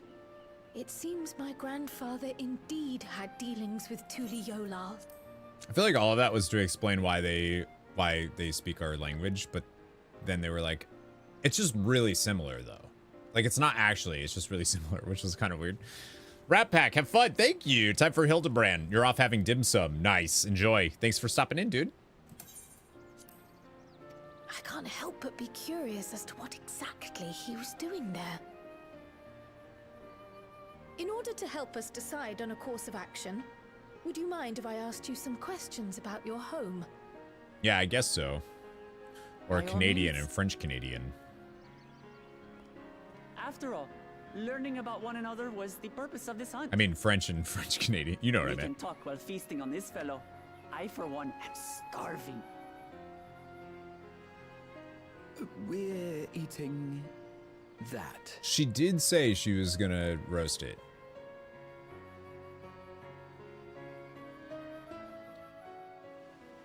I haven't. We're gonna do that right after the MSQ for the first time. Wondering where you're going. Yeah, I meant to say French and French Canadian. Thanks to Wook Lamont, we now know who sent the letter to grandfather, among other things, but many questions still remain. Like, why the timing though on that? That's so weird. I understand Kryle's feelings all too well, the desire to do one's part. It can be daunting to try and keep up, but nothing will change unless we take the first step. Wook Lamont. What an exciting hunt that was. And now it's time to savor the rewards. With the wildlife pacified and the researchers safe, our task is complete. That just leaves the matter of the Calibre meat. For better or for worse, there's really only one place we can take it to, here in Charlian. The last stand. Come, let us see what Dickon can cook up for us. Dickon. Oh, I was also told that at some point to do the side quest for the food thing. Or I guess I already did that. What are you doing? I see ya. Boga. You look good, Leon.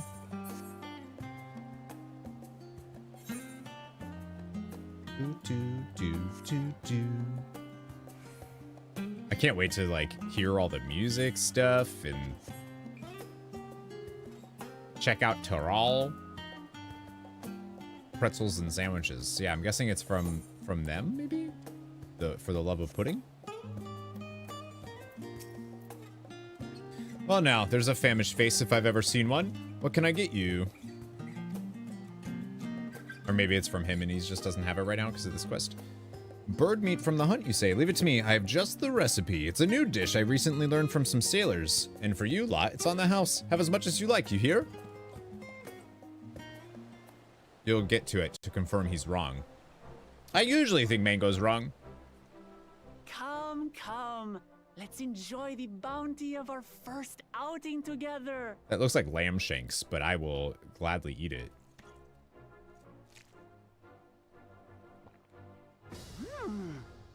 I'd heard that Charlian cuisine was terrible, but this is fantastic. Ah! I love that they're embracing these food, all the animations, like almost every patch now has some type of food moment. What is this? Oh, it smells spicy.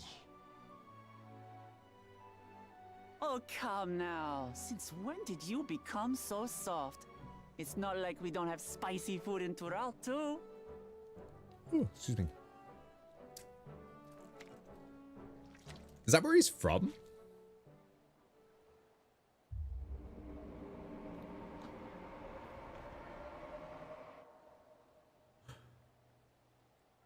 According to Dickon, intensely hot dishes have become popular in Razadhan after a traveler ordered a curry with several times the usual amount of spice. The zero So curry. he started offering the They same did it. in order to please the growing Harnish population here in Charlian.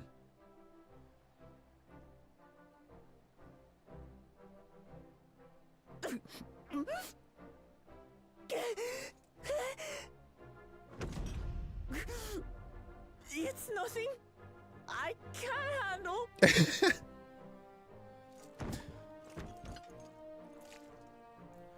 Yeah, double fist that meat.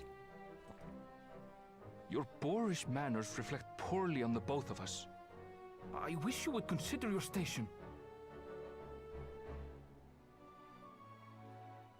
I swear, sometimes it feels like you open your mouth only to criticize. Would I be correct in assuming you've known each other for a long time? Aye, thick as thieves since we were little. I beg to differ. She is a long-standing acquaintance. Nothing more.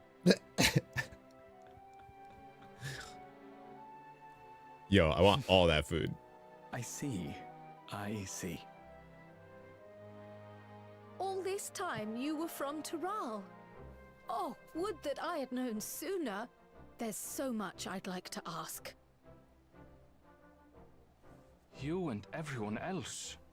I've kept It's quiet interesting so as that, to like, avoid the they endless don't interrogations. mention anything. Well, if he's going to be a miser, I'll be happy to tell you about our homeland instead. Since ancient times, many peoples have called Tural home, and they've been fighting each other for nearly as long.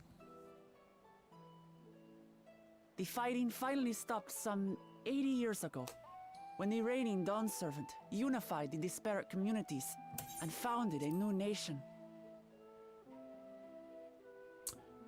That's interesting. 80 years ago was also when the Roe guy found them.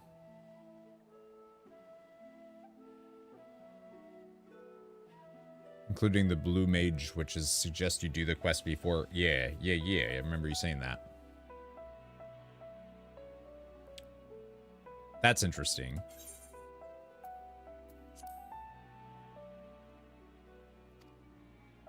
And that's how Tuliolal came to be. Oh yeah, because he was something the blue. Since then, we've enjoyed an era of uninterrupted peace. But my father is getting old, and he wishes to relinquish the throne to a worthy successor. One who can preserve his legacy. Including myself, there are 4 claimants to the throne. But while we all have the right to participate, one among us cannot be allowed to rule.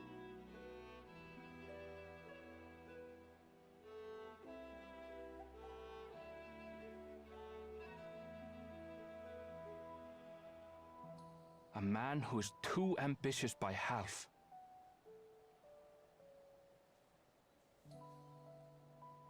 Word of the Garlean Empire's collapse has reached Tural. While most are simply relieved, he sees weakness to exploit and would lead our armies across the seas on a campaign of conquest. Huh. After everything my father has done to give us peace, he would drag us back into war. It'd be an easy fight. I can't allow it. No matter what, I must win this contest.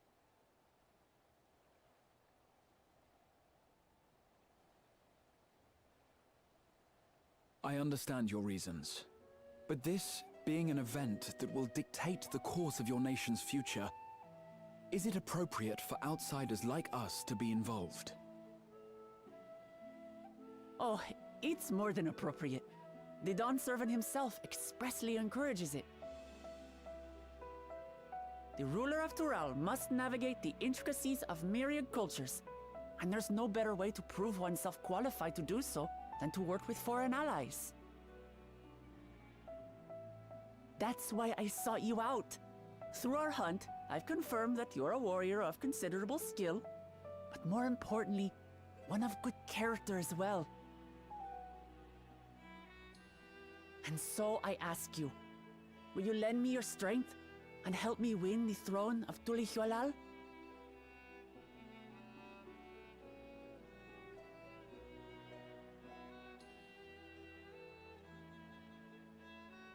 You don't need to decide right this moment, That's good. I feel like I need to meet the other candidates, but I you know? will need you if I'm to triumph over the competition.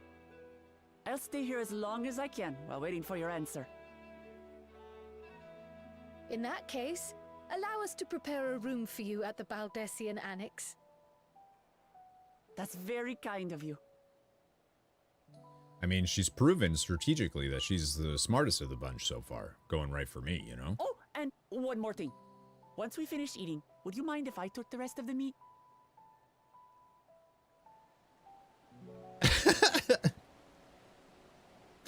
She's like, I'm gonna keep eating. So, if you're done, can I have that? Yeah, I'm wondering who her this other person that they don't want to rule, her other brother, I guess. Judging by Wuklamot's reaction, it appears Torali cuisine isn't excessively fiery, which is too bad. Oh yeah, it is with him. Sandwiches and pretzels. Whether Wuklamot has the makings of a ruler, I cannot say, but I do know that she deeply cares for her nation and her people. Whether you choose to help her, though, is for you and you alone to decide. Think on it well. Now that it's past time, I've reported our mission success to the guild ship. I would have done so sooner, except Her Highness needed to have her royal meal. I shall come by the annex later. Till then. Oh, that's great. Baba Ganoush sounds good. I'll take that. Thanks. The Coming Dawn. Trail. Graha is mulling over what you have learned of Wuklamot and her plan.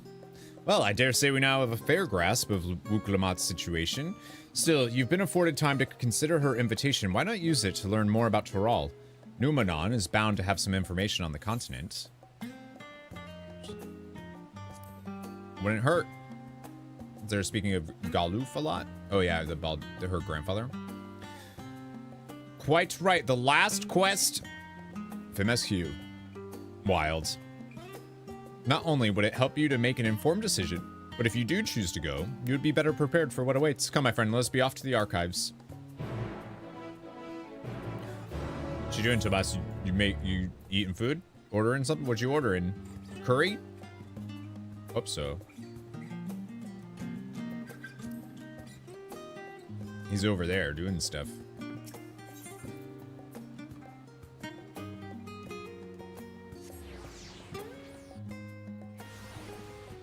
Yeah, Eureka's real big though, isn't it? Oh, I probably should have gone there. The stadium's probably closer. It doesn't matter. It don't matter none. I'm gonna miss this area. I mean, we still have a lot to do. We'll be in here. I'm acting like we're never gonna be here. We have more to do before Dawntrail comes out for sure. I need to make like a list of stuff I want to do before Dawntrail.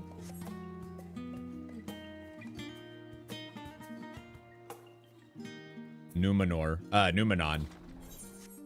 Numenon. Might not take too long, but I'm not too sure. For Eureka. The origins of blue magic can be traced. Oh yeah, okay, then we definitely have to do blue magic, blue mage stuff. Origins of blue magic can be traced back to the esoteric practices of the Wallaki, a tribe in the distant continent of Toral. The tribe holds nature in the highest, and in seeking to cultivate a spiritual connection with it, they have learned to harness the power of the wildlife around them. In exchange for teaching them the common tongue, I was permitted to live among them and train in their ways. Those days were some of the most grueling I remember, but they were tremendously rewarding. For instance, I had the privilege of visiting Lapis Canyon, the tribe's sacred grounds. It is so named for the ceruleum deposit, oh interesting, that wells up to the surface, turning the entire canyon a brilliant blue. Under a shaman's watchful eye, I finally managed to master the Wallaki's art and make the animal's powers my own. As no name existed for it in the common tongue, I took the liberty of naming it Blue Magic. The reason I chose this color, as you will have doubtless gleaned, is for the significance it holds to the Wallaki. I cannot think of a name more fitting to honor the people from whom this noble magic was born. Yeah, definitely gonna need to do that before Dawntrail then. History, geography, botany, the public archives alone should suffice to provide a solid grounding on Toral.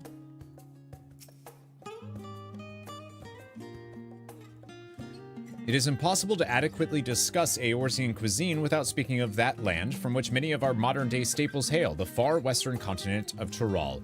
Ogre pumpkins, ruby tomatoes, even the ubiquitous papapoto. These crops are more that regularly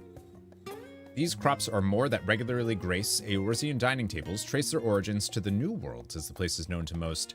The tale of this culinary emigration begins in the year 1498 of the 6th Astral Era, when a Lemensin sailor named Ketenram the Blue, I think is what they call him, right?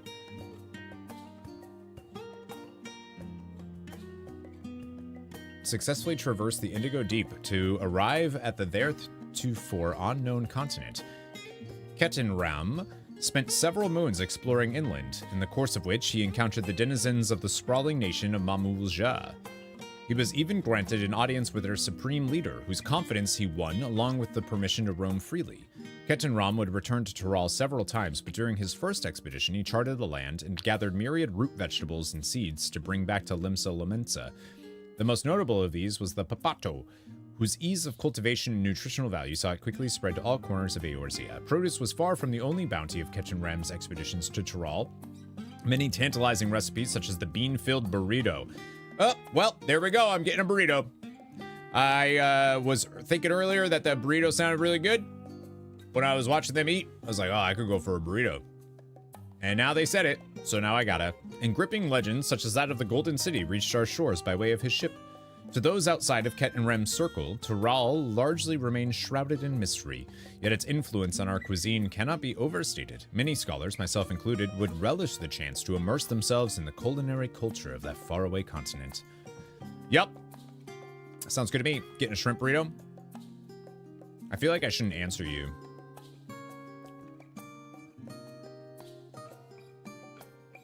Just in case. Just need to level your elemental level and you get access to the quest. Don't really need to farm more than that if you don't want the relic weapon. Gotcha. Ooh, maybe. I'm not buying you food this time. Then probably, yeah. The flora and fauna of Tyrol. Every land has given rise to unique wildlife, and the continent of Tyrol is no exception. Yet while some of her creatures have become a familiar sight in Eorzea, many and more exist that are rarely seen this side of the Indigo Deep. This tome introduces a select variety of species as described in the testimonies of sailors and adventurers. Alpaca. What's that? New Dawntrail culinary. Oh, for sure. Accustomed to Tyrol's craggy mountain ranges, this four-legged beastkin has been domesticated for seemingly hundreds, if not thousands of years. Their soft white fleece is highly prized by weavers, while their strong legs and sure-footedness make them capable beasts of burden, just like you, Darce. Wivra. This ferocious scalekin is native to the dense jungles of Tyrol. The Mamulja have succeeded in taming them and utilize their prodigious strength for manual labor. Given their immense size and power, it should come as no surprise that the Wivra is also employed as a siege beast. Enemy fortifications cannot long withstand this horned brute's rampage. Valagarmanda. Oh, they mentioned that. Tyrali folklore holds that this bird-like creature, okay, different thing then, is the mightiest of beasts and the very embodiment of nature's power. Whether it exists beyond myth, however, is uncertain. Sounds like it is certain that it does. I don't know, actually. I might get a carne asada burrito.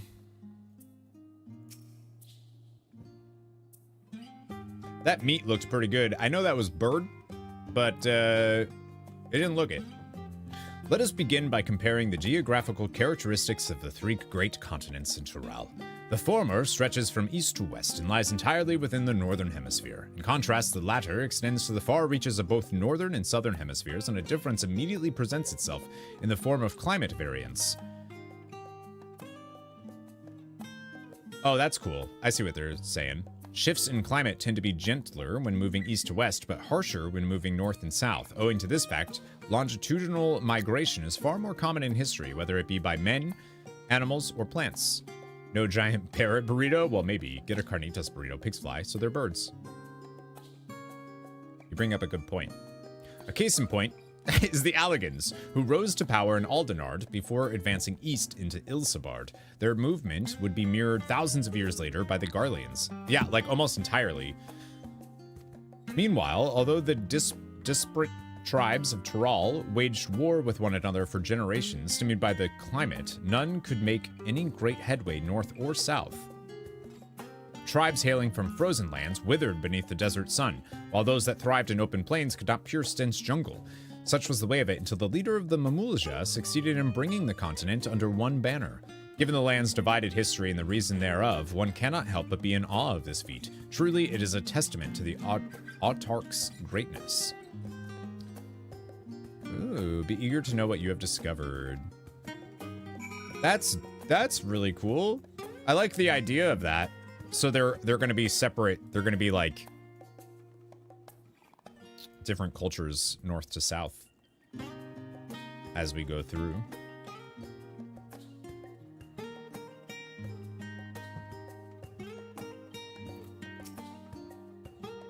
Scoured the library to your satisfaction, have you? Excellent. While there are few books wholly dedicated to the subject of Tyrol, I dare say you found tidbits of useful information scattered here and there. But come, let's continue this outside. The mammoths do not take kindly to chatter. Rude. Like the American continent. Yeah, that would be really cool. Was the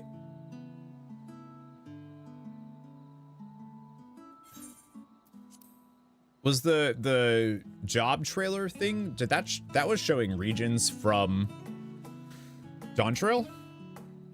Because that I was noticing while watching that it was a very diverse locales.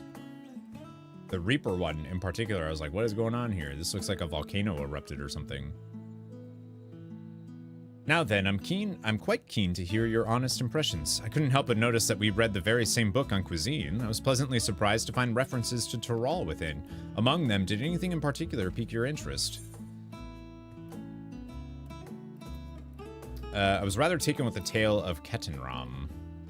They were all Tyrol zones. I love that.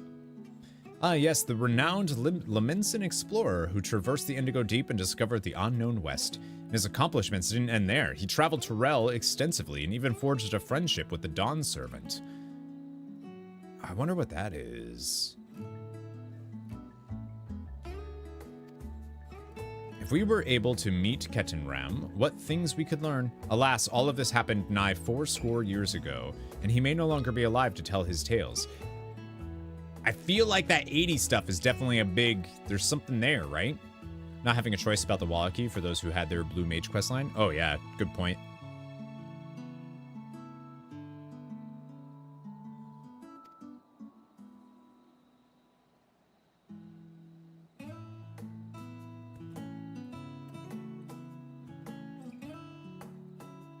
But moving on, did you perchance learn aught about the fauna of Tyrol? Given your adventuring background, I expect the topic would interest you. Wait, are you saying North America and South America are not two different continents?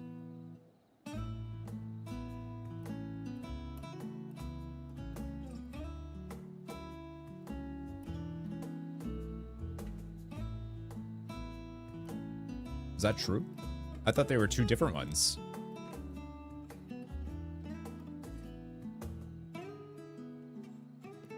Someone from Canada, 100% what Tomas said. They're all one continent? Like landmass wise? Like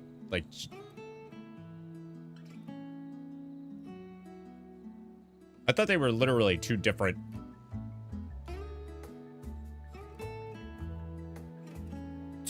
things.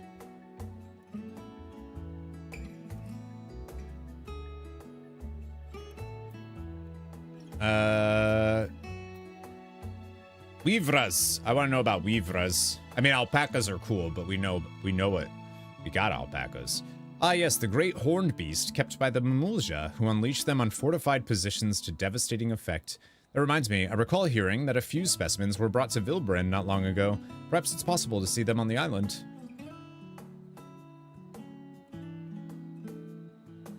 Taught differently for geopolitical reasons. That's like, is that, they are, the 7-continent model is the most common, not a US thing. Is there, so, wait, so what Tomas is saying is that we're taught, that us in the US are taught that there's 7 continents, but there's actually only 6?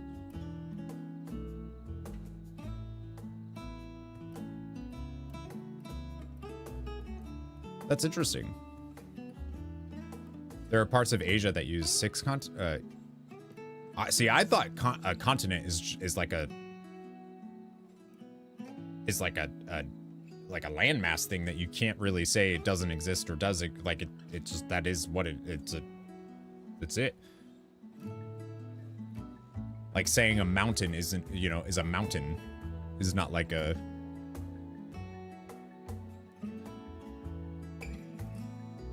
Interesting. Most agree there are 7. Learn so much when I come. I know, right, Smack? Thought I heard familiar voices. Alice's here. Well, those are right, but I thought they were technically different.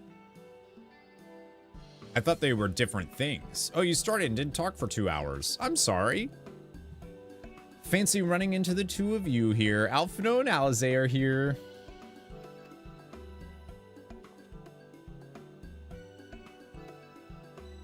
Well, well, have some research of your own, do you? Hi, we hope to arm ourselves with knowledge that may benefit the Garlean people. Having forged a new trade agreement with Rods at Han, they will next look to foster relations with other nations. This includes former imperial provinces. In view of this, we hope to find hints in history on how neighbors of differing races and ideologies might engage with one another. What are the two of you? What endeavor brings you here this day? Do they have different outfits on, or am I just not used to seeing them now?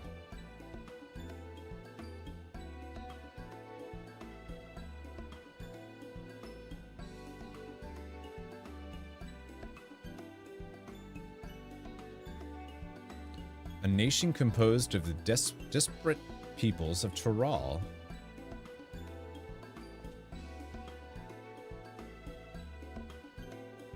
I dare say this is precisely the kind of example we seek. We do well to read up on Tuliol ourselves. The contest?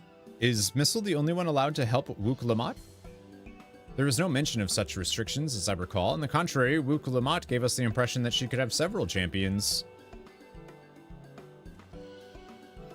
I think I know how to make the most of our respite. Follow me, Alphino. We have planning to do. I'll say, wait! You don't even know who the other people are! Twould seem our plans have changed, if you'll excuse me. So they're on our side.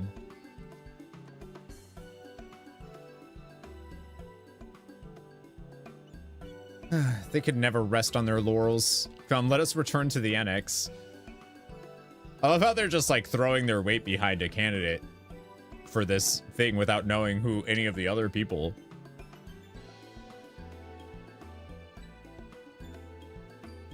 The world is taught from your point of view. So hang on. So wait, this is what I'm trying to figure out. Is it a point of view thing, or is it literally different land masses? Because I was taught that they were different. They were legitimately different land masses. But you're saying that they're not different land masses.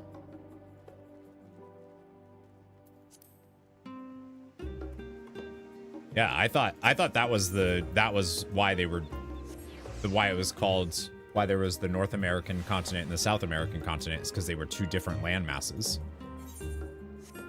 So that's pretty wild that we're taught that, and that it's not true.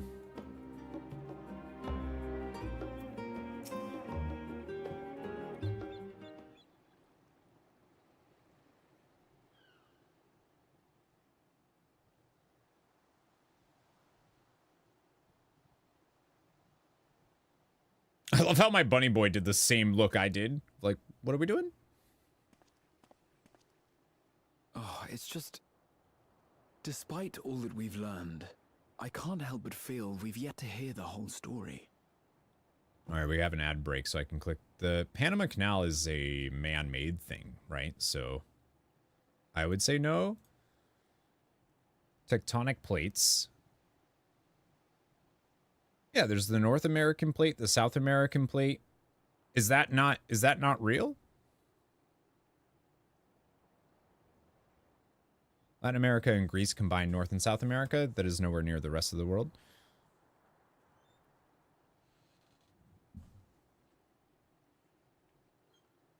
Yeah, I thought this is what the link there. Plates are not landmass though. Plates, right, but we include the tectonic plates, right, as like their own thing, because there's more tectonic plates than there are continents, obviously. But I thought that was like kind of how they use the tectonic plates as like a measure of how, right? No, I don't know.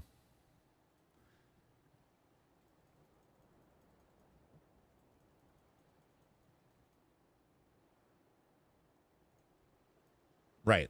I don't know.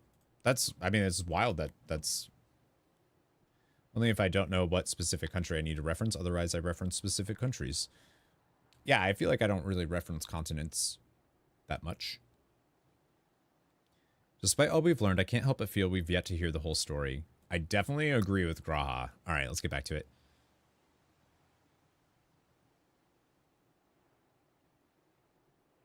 We're not talking about geology. We're talking geopolitics. I wasn't. I was talking geology.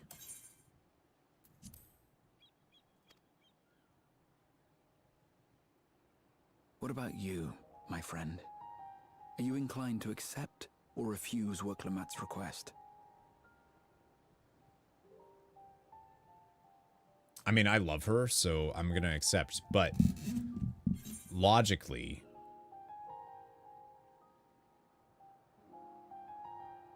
I'm still undecided, to be honest. I support her. I love her. But I need to know a little bit more. I don't blame you. No matter the assurances, it's no simple thing to wade into the midst of a political struggle, and in a foreign land at that. How about this then? Instead of deciding here, go there first and then decide. In the course of seeing new lands and meeting new people, you'll surely find a way forward. That's what adventurers do, is it not?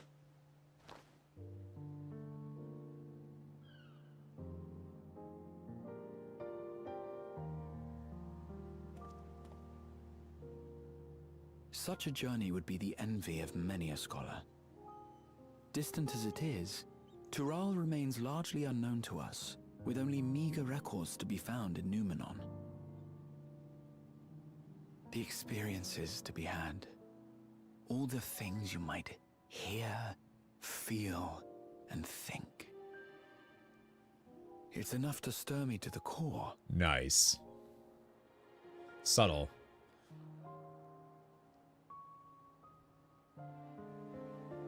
Life is a series of journeys, my friend, and there's no telling what awaits us on the long road.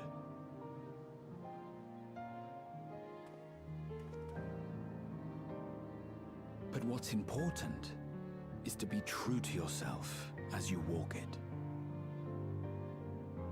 Only then can we hope to be content when we arrive at the end of one and step forward into another.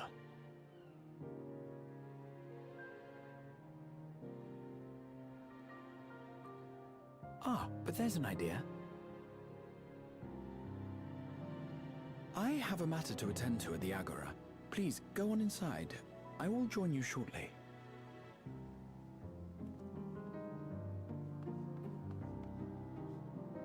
I love that. I love how often it's like, you know, they're talking to the character, of course, but there's so many times in this game where they're talking to the player, and they do it well. They do it really well.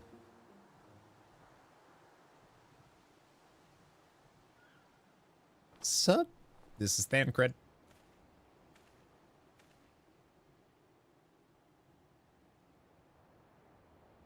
Ooh. He had a little smirk on his face, though. What's he doing? What's he doing? We're almost, I think this is the last, I think this is it. I think this is it. Good morning, Sandy. Hello. Welcome back. If you're looking for Wooklamat, she's currently with the others in her chambers. If you like, I can go and fetch them for you. Have Ojika fetch everyone? Let's do it. He's spying on us. Yeah, I guess so. That's okay. Understood. Please wait in the main hall. Last little bit. I can't believe it. I like don't want to say goodbye to this game. Not that we are, but you know what I mean.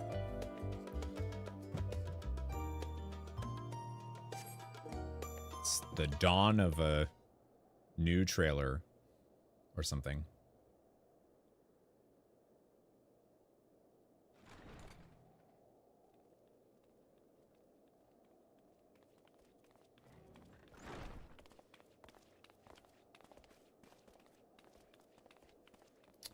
Toral's not even on that map, right? You have the look of someone who's made up their mind. Go on then. Let's hear it. I wish to boldly go where I've never gone before. I've never been one to turn down an adventure. I'll do it.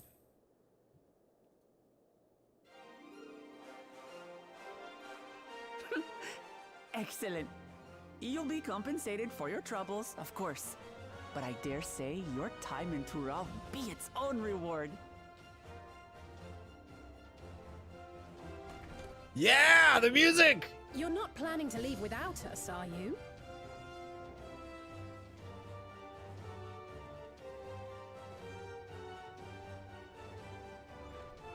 Alphano, Alice!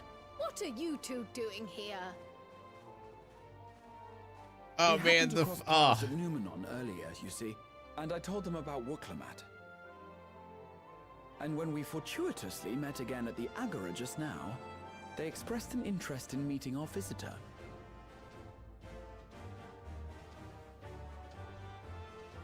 Ah, you must be the twins who are sneaking after Erenville as toads. 100 things about us you could have told her, and you chose that. First impressions last.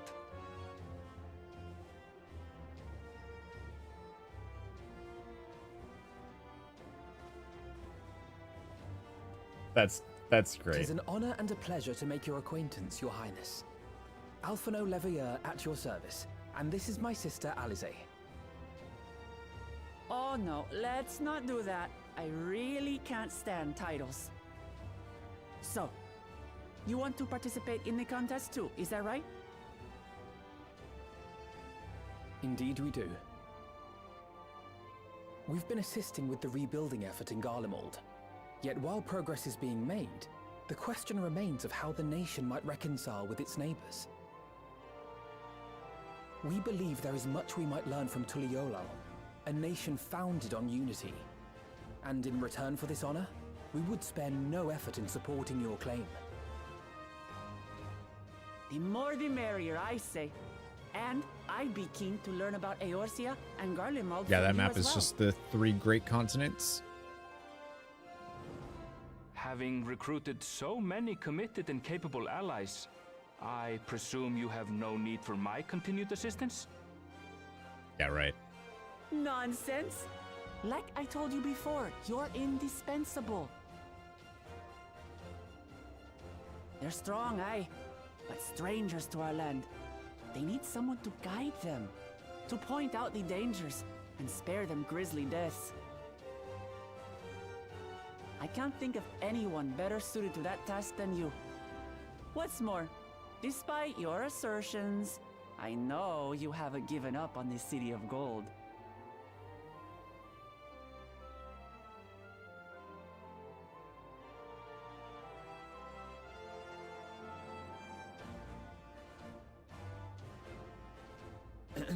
As I recall, Kryl, I love you were the it. first to state your desire to visit Tural. Perhaps I was. Still, I can't help but worry about being away just when our order is beginning to find its feet again. You have nothing to worry about. I haven't forgotten how you held the fort while I set off to explore Alzadal's legacy. It's only fair that I return the favor. Pray. Oh, Aaronville's in the leave trailer? Mr. Ojika and me. Nice. But Raha,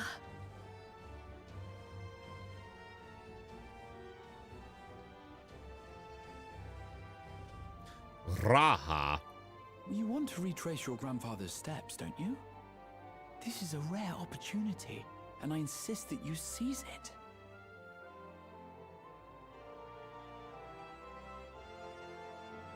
thank you, Raha. She's so cute. Thank you. Well, looks like it's settled. I'm counting on you all to help me win the throne.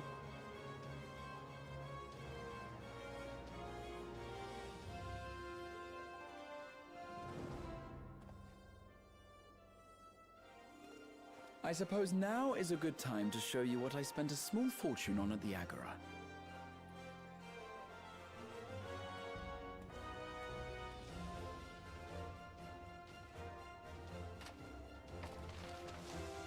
Oh, There. I think the universe speak directly to your mind or something with the map. I know. This, my friends, is the latest map of the world, created to celebrate our friendship with the Loporrits. Cast your eyes west of Sharlayan. That's so for funny. There it lies. The site of your next great adventure, Tural. Ah, yeah, that's cool.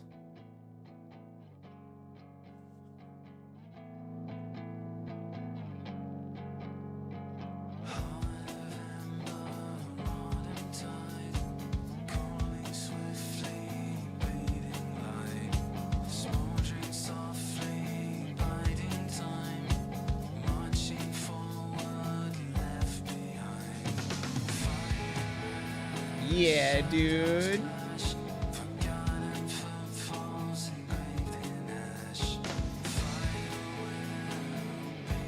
Oh, man. Oh, I can't wait. It's huge. The continent's huge.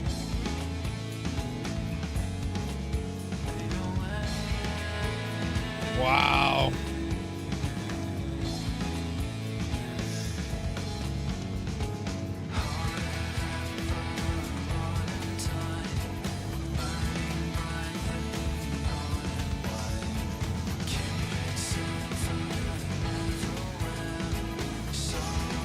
Getting emotional just seeing, I don't know why.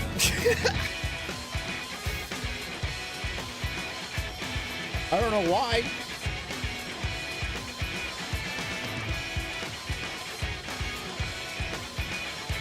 Oh man.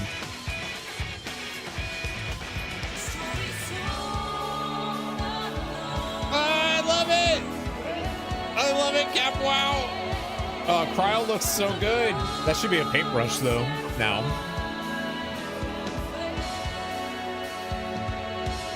Kinda did some like, will we ever get our beach time with the Scions? Find out the answers to these and many more next time as a brand new adventure begins. Final Fantasy XIV Dawntrail! Eustrola is so cool. The cloud at the bottom? Yeah, there's stuff on the bottom and to the east. Completing Final Fantasy XIV. As one saga comes to a close, another begins to open. What will the contest ensue? Will the Warrior of Light have to contend against friend as well as foe? Will the mysterious Golden City be finally uncovered?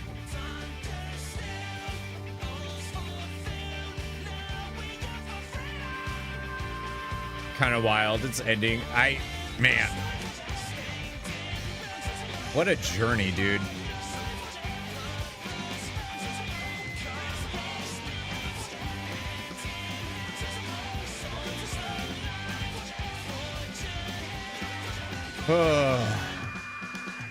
Wow.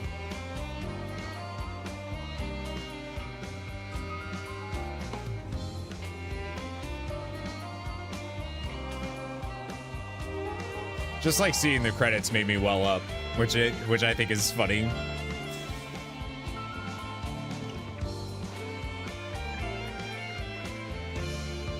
special message incoming, and it's a big one too. I love it. Sandy, how have you been, by the way? Oh my God. Ah, God, I love her so much.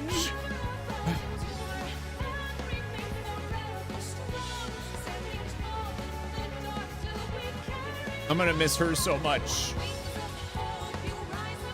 Oh, I just saw Sandy redeemed a drop and squat. I gotta do some squats.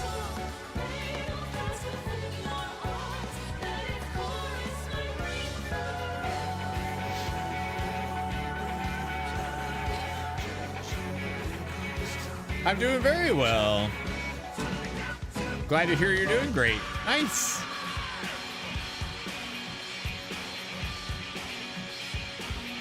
I'm surprised that those, like, Xenos was there. They didn't have any. Xenos was there. Not a Creative Business Unit 3. Just keep doing your thing.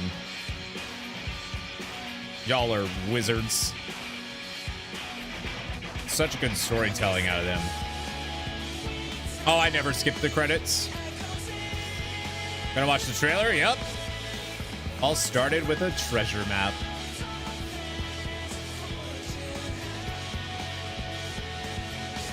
Now finally caught up.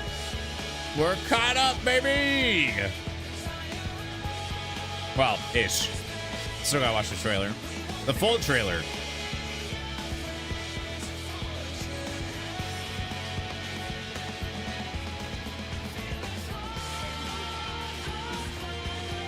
Love it. This was my favorite expansion to play through. This was my favorite. All of the expansions, I obviously played through. I just like played through them. You know what I mean? I never stayed in the expansion. I never experienced the end game. I never, waited for content to release. I just played through them all. And in just playing through them all, I think that Endwalker has the best, to me, had the best like story and journey and like best moments and payoffs and everything else. But I'd definitely be curious how I would feel about the expansions if I played them as they release, like if I stayed in them, you know what I mean? I wonder if my opinions of expansions would feel different. Endwalker was just full of tied up loose ends. Endwalker to me just felt like Shadowbringers Part 2. So, you know what I mean? Like, Endwalker was just the culmination of this journey. And it really felt like that all the time. Your ice water just gave you brain freeze, and I'm annoyed now. Slow down.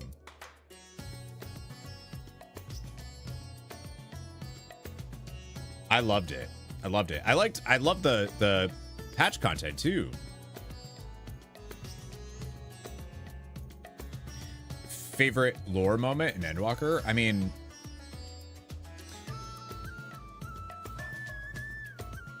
anything to do with the ancients and Vana and everything is like, I loved her so much, and I love seeing Emmett and Hythlodaeus doing stuff like that. That was just wildly good. I didn't really, I feel like the normal raid story stuff was fine. I don't think I was like a huge fan of that. It was good. It was fine. I don't think I was like, oh my god, this is great. I liked Elidibus's character before he was Elidibus. Like, he was great. But like I feel like it was very long-winded. Like, I think it was very long-winded. It was very indulgent in dialogue that didn't necessarily say anything, you know? Be subject to your constant DMing of memes. Already have a few in the chamber. Uh-oh. Tomas is going to be a machine gun of those. No real change. Man. Themis is my new, yeah, Themis, whatever. I liked him a lot. I think my favorite lore moment was, I mean, there's the line where Vana asks about, and I honestly think about this line all the time now. Like, I think about it all the time. Has your journey been good? Has it been worthwhile? Might be reversing it. Has your journey been worthwhile? Has your journey been good? Has it been good? Just like that moment was like, oh man. Yeah, has your journey been good? Has it been worthwhile? Was like something that I just, like that's another moment where, I mean, they're talking to the player, and they do that sometimes where they're talking to the player. They're talking to the person behind the Warrior of Light. But it works. And in that moment, that was a really powerful moment to me, is because it felt like Vana herself was looking past just who you currently are in this game, and was looking past, it was, and it was like, it was so beautiful.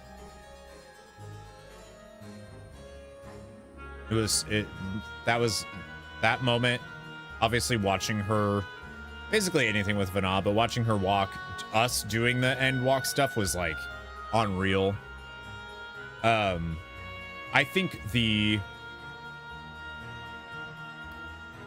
Ultima Thule, the buildup of the music as things were going, and then when it finally culminates after Graha's sacrifice, I don't think any media has ever hit me the way that did.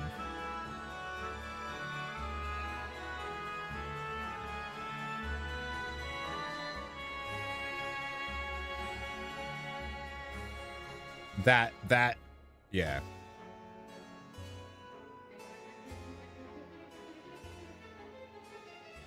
That took my, like, very essence and played with it for a second. Like, it was just, like, unreal.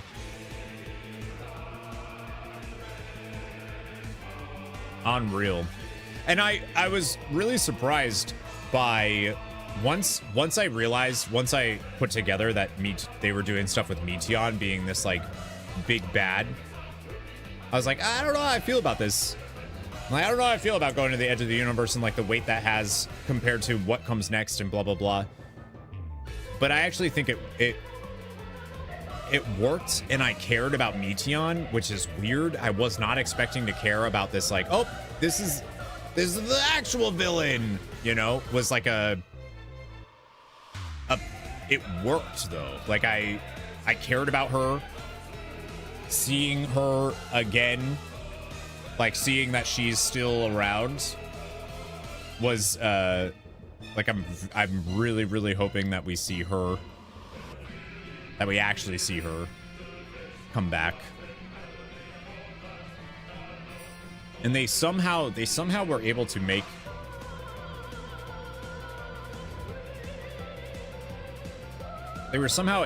these, like, I care about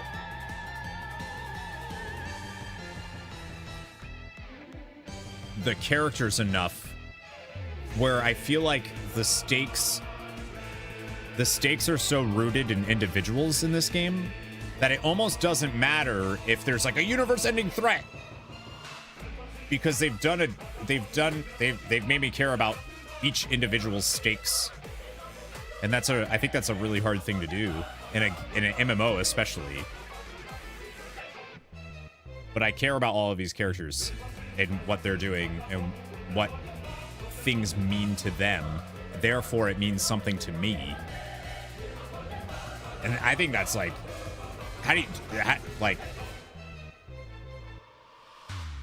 that's a hard thing to do in an MMO, man. That's a hard thing to do in a story in general, right? Ever since the mention of Zodiac that he was put in place to protect the planet rather than destroy it. Right. And that's a weird pivot. if you were to, you know what somebody did? Somebody, I posted a short, right, on YouTube, and it was,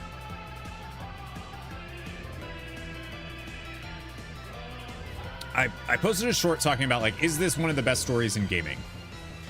And in that, I obviously was saying, yeah, it is. And somebody commented on being like, are you kidding me? And they went through the plot, right? Without any of the, just took it at face value. Just like, here is the plot. Here is what happened, without any of the stuff. And they're like, that sounds good to you? It was, first of all, it was like, just don't comment. Just like, go away, dude. But also, the way that they took out, you're right. Like, if you look at the plot on paper, just breakdown by beat by beat breakdown, you're like, yeah, that's goofy as shit. That plot's goofy as shit. But that's not the story. That's you're telling me the mechanics behind the plot. But that's not the story. So, like, I kind of feel bad for that person that didn't see the story. They saw a beat for beat plot. And I think that's so weird. One thing you grant Final Fantasy XIV not notice any retconning, like WoW does every 5 minutes. If it did any, I missed it. If it does any, it does do a lot. But it does it in the way that I talk about, of like revealing new information to you that then changes the way that you perceive events. Like Hydaelyn, for instance, being this crystal that speaks to you, we find out that it's not a crystal, it's a primal. Oh wait, it's not a primal. Well, it is a primal, but it's an ancient from this unsundered world. So like, yeah. It doesn't contradict or change past events. It just gives you new things.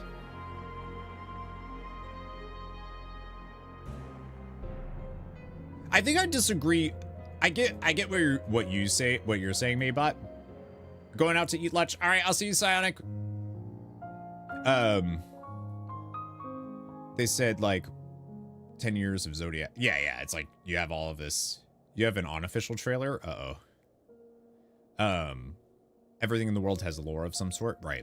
The world building's really good. The characters are really good. I think what Maybot said about the disjoint, I think that's the nature of like an MMO and like filling out quests and stuff like that. I think it's like in Final Fantasy 16. I think the story of Final Fantasy 16 is wildly good. I think it's amazing. I love it. But it has some, like, if you do all of the side quests when they pop up in the hunts and all of like the gameplay stuff, you ruin the pacing of it. But if you go through and you're just like experiencing the story as it happens, it's great. But like, but as a story not as good as the others. You're talking about in gaming, not in MMOs. Yeah. But I'm more saying the story. The story is one of the most impactful to me that I've played in a video game. There's definitely moments of like, I just got to get through this, like, this beat that they're doing or whatever. But the actual like story and the way the characters are presented and the way that things, the stakes and like the actual emotions behind the things that are happening and like the way the world is built into everything and all that stuff. That's what feels really good. If you were to make a single player game and you could cut out all of the, the stuff that's there for world building, gameplay stuff to do in the game, I feel like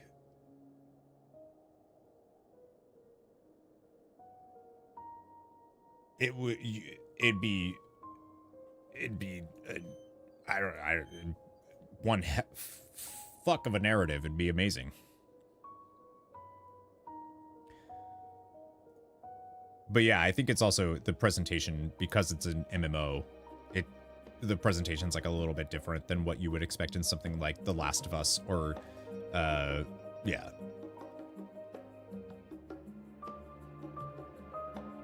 Better job of character development than say Squall. I think the character development in this game is very, very good. After Endwalker in 16, Yoshi P said he's done making existential dark fantasy, so I'm expecting Dawntrail to be a roller coaster of joy and fun. I oddly want both, though. You know? Like, I want my roller coaster to include joy, fun, and existential dread in dark fantasy. You know? That's what makes the roller coaster fun.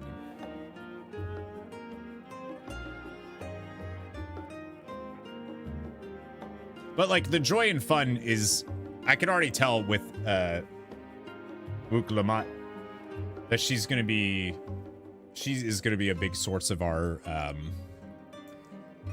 joy and fun, because she seems very joyous and fun.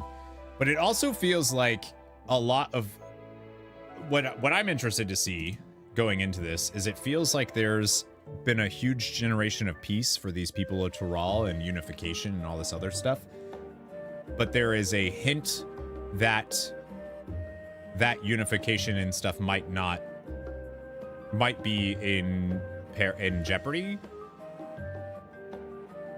And I'd be interested to see these cultures with people that haven't experienced a time of not peace, right? Because it was so long ago. Needing to end, yeah, right. Where the good guy always wins. Part of why I very much enjoyed the song. Back in, yeah. What's up, Pars? Wook Lamont reminds a little bit of Karlach. Yeah, I can see it. For sure. I think somebody said that earlier, too. Can impede the story. It also profits it greatly because you can spend so much time with the characters and take your time. Right. I definitely think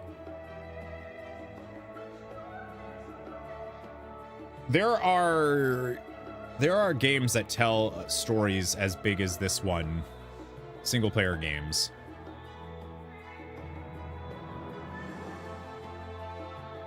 But it's harder to do that just, again, because of just the way that you sit in an MMO for so long, right? Real stories, real consequences, results is so much more impactful and better. Yeah. I mean, I get the idea of, like, wanting... Like, there's definitely stuff I want to watch and partake in that gives me the good feels. And there's also times where I want to see a story that's going to break my heart. You know?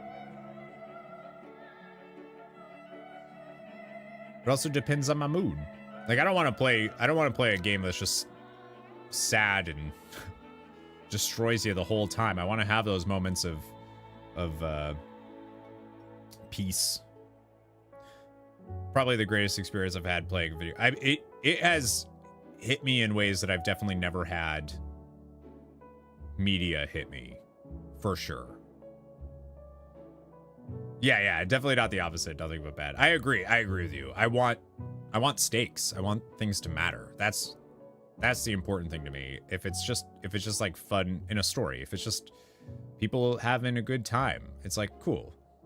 All right. Like, I want what they do to have some, and that's what I really like about this game in particular is the like I said, the stakes for the characters feel important all the time. The Scions were more humanized. Yeah, right. I feel like it, but it needed, that's the thing too, and I've said that before. There are times where you're like, I don't know why I'm doing this. Just come on, just hurry up, get to the let's go. Like, you're so long-winded. But it feels like it all has a payoff to me. It all feels like there's some culmination point. There's something that it's like, oh, I'm glad they took this time to do this thing that they were doing, because now I see that this character was struggling with that before, or that this matters to them in a weird way, or like Alphino and Alize needed that Like, they needed all of this growth to be able to get to the point now where we're like, these characters are amazing. Or their dad, right? Like, their dad was ultimately changed because of the journeys that they went through. And, like, even Xenos, like, this super, I mean, awful maniac. But they somehow were even able to instill in him this, like, the fact that he thought of us as a friend is so fucking weird. And, like, almost a little, like, haunting. That this absolute, like, imagine this, like, in real life, this, like, serial killer guy imagines the cop that caught him and put him away as his, like, best friend. Like, that is, like, I wouldn't call Xenos Trigger an awful maniac. I don't really see Xenos that often either. I don't see BD or Xenos anymore. I don't buy we've seen the last of that dude, of Xenos. I think we saw him. I mean, I think we might see, like, some flashback. I think they, right now they have the how we got out of that as a, you know, they don't have, like, a for sure they said that this is what happened thing. Did not almost, yeah, no, oh, misread that. Mr. Battle Boner, yeah. But I really love the idea that it was Xenos that made that happen for us and, like, rescued us. That was his gift. Our gift to him was defeating him and giving him the combat sexual experience of his life. The best comborgasm. I do think that there is a weird thing happening with the narrative of Final Fantasy XIV right now, specifically now in this patch content. And I am genuinely very curious to see if that is just the writers connecting dots for us, like just you know, oh, look, it just so happened, what a coincidence, or if it's a larger part of the narrative going forward, that there's something going on that is beyond Hydaelyn and everything else, that is doing something.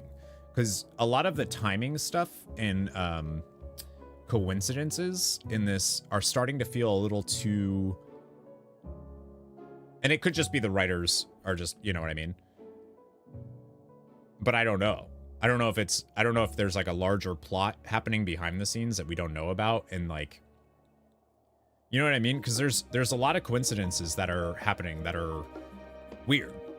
Like, Kryl just so happens to find this letter just when somebody needs our help from that exact area, that is somehow all connected right after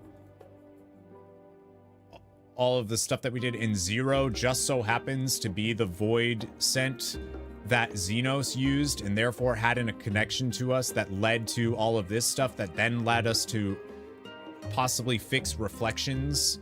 Like,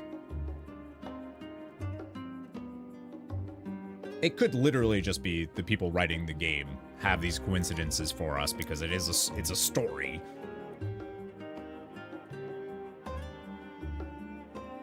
Oh, I have no idea if the writers team changed.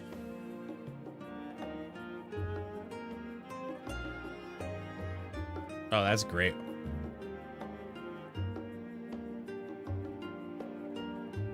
That is great artwork. I love that. But I feel like there was, not necessarily direct, change your monthly budget a bit and have more going into house savings. Good. Probably go back to sending food less often. Good. As you should, because you did it too much. Wow, nice. That's awesome, Maybot. Good. There's other stuff too about, like, Hythlodaeus and Hades, and, like, I don't really feel like they're gone. I don't know. There's something about it. You did it. I did it, Stoic. We did it. There's something about their story. Specifically Hythlodaeus, and like the way that he talks about stuff and the way that they say things about like, I'm sure we'll see each other again in some way. Feels like they're saying it beyond just, when you join the Ethereal Sea yourself, we'll be reunited. It feels a little more, like something else is going on. I don't know. I feel like, who are the ancients? You know what I mean? Why were they there? Who put them there? What happened?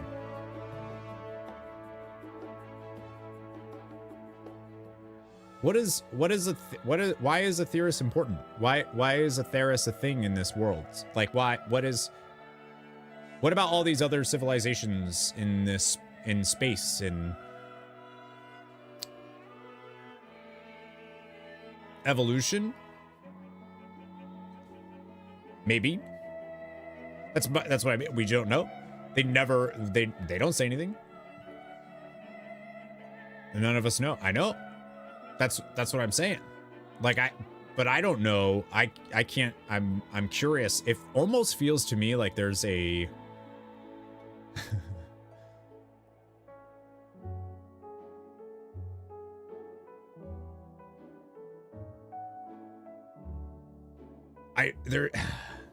I want to compare it to a game, but I don't want to spoil that game's twist for anybody. So I'm just gonna say that it almost feels like they could pull a Star Ocean till the end of time story twist on us. That's all I'll say. It kind of feels like, I don't think they will, because I think people would be really upset like they were with Star Ocean till the end of time.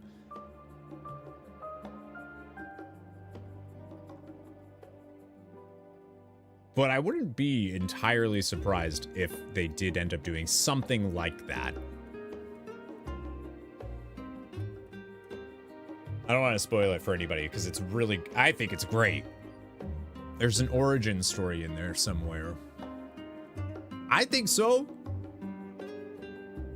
It just doesn't make any, like, they're so advanced, but not quite advanced, right? Like, they're not advanced in the way like Allegans were with like technology. They're advanced in, but they are, they're advanced in the way that they're like these mystical entities that rely on the mystical powers of the universe to do things. It's not that they're technically advanced. You know what I mean? It's like a weird thing. We have an Encyclopedia Eorzea. We could also have an Encyclopedia Ancienta. Encyclopedia Aetheris. Your net is only 35% of your income now, since it's about 40% house savings, 5% just decrease while your employer is matching. 20% taxes. Huh.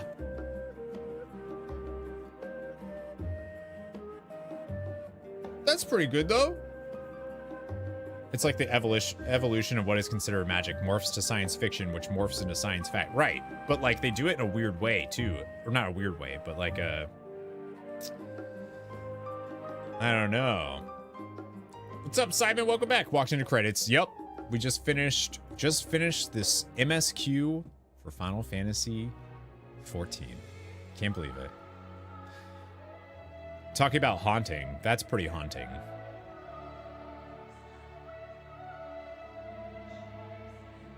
What you posted, Tomas.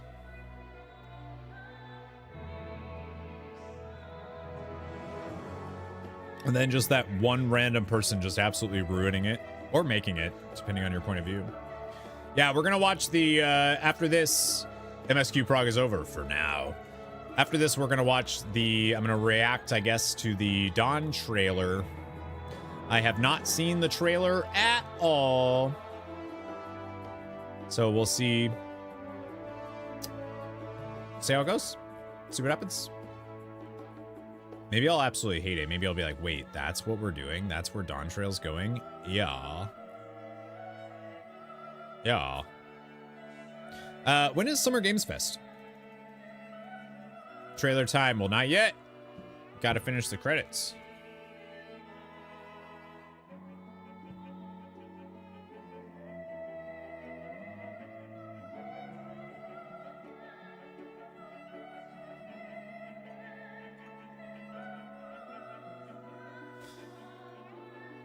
We did it. We did it.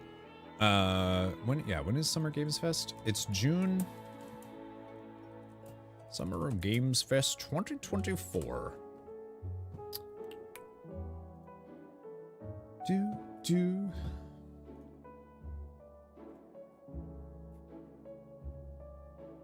Oh, June 7th. So Summer Game Fest has announced its first round of partners. Xbox, PlayStation, Epic, EA, Bandai Namco, Capcom, Sega, WB Games, and Ubisoft. Nintendo is doing a Nintendo Direct in June, but it's not connected to Summer Games Fest. Xbox Game Showcase will take place on June 9th. Ubisoft Forward following June 10th. PlayStation is yet to announce when it will hold its showcase.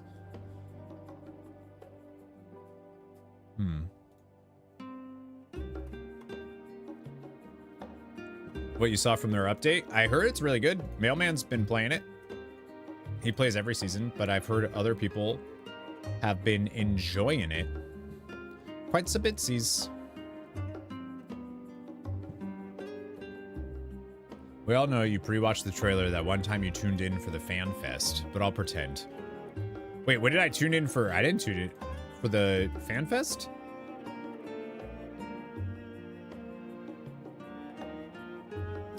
I haven't watched anything regarding Dawntrail.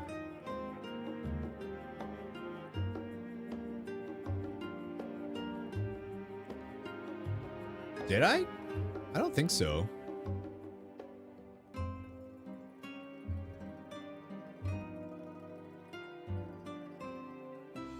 I'm trying to think if I like watched something.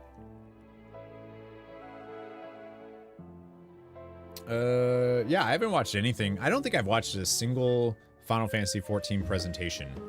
I watched the Final Fantasy XVI one at PAX, but they were doing a Final Fantasy XIV one that I didn't watch, obviously. So we watched the 16 one on stream. I have seen like Twitter posts. LA, thank you. One of us in ending MSQ. Also just got home in perfect time. Yeah, we just did it. We did it. I love Wuk-Lamat. I love her. I still have no desire to be a female Rothgar, you know, but I think they're dope. I really hope, I don't think they will, but I wish they would add the ability to play a male Rothgar that stands up. I want to be a Ronzo. I'd be a Ronzo in a heartbeat if they introduced the ability to be like, you know, Final Fantasy X-esque Rothgar, Ronzo, then I would do it. Yeah, we're gonna do the trailer after these credits are done rolling. Oh, you can change scrolling speed. Did you know that? You want to be a cat daddy without the scoliosis? Yep. What's up, Claston? How was your birthday? How was the rest of your birthday yesterday? I want Vieira hats. I also, yeah, it'd be cool to wear something on my head. I mean, female Rothgar can apparently wear helms.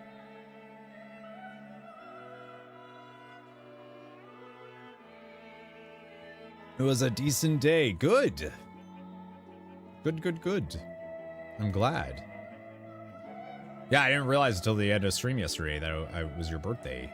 I was running on very little sleep yesterday, and I was out. I was out of it yesterday. I was like trying to understand things, and it was not working.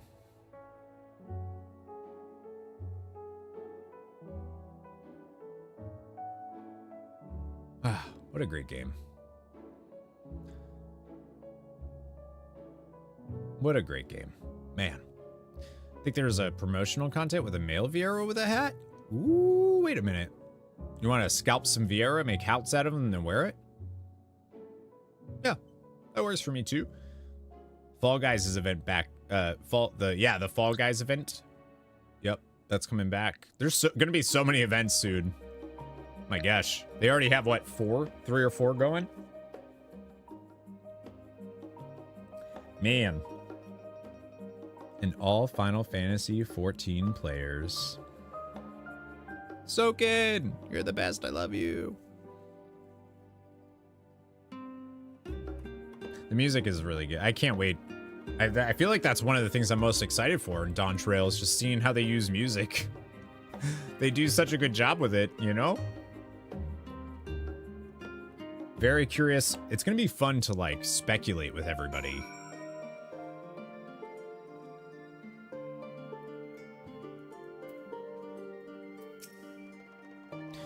Lest you wonder about your passage to Tour, Aronville will arrange a ship through his guilds. You need only worry about your own preparation. Speaking of which, please take this with you, a rugged and ready knapsack. May it serve you well on your coming adventures.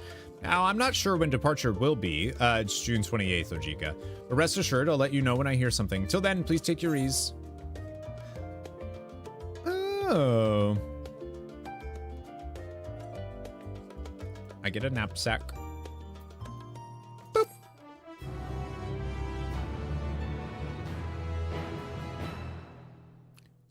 Boop. Meanwhile, in Limsa Lamensa. What's Jane Lynch up to?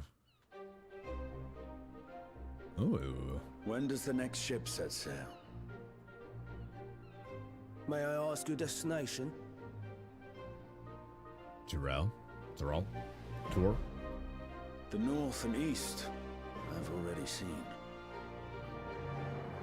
I suppose I'll head west this time.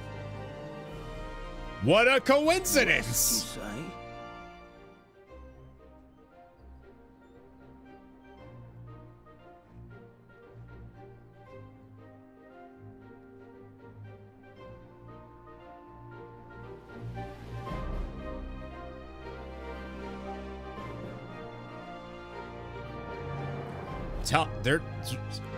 I think there's something else going on.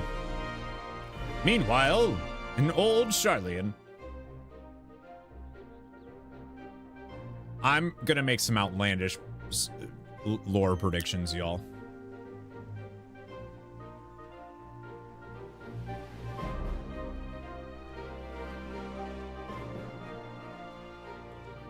I see you've made up your mind. I had a feeling you'd be keen. But to think that our comrades too are thither bound. Fate doth work in mysterious ways. You don't say. Indeed. It will be a grueling task, having to contend with them.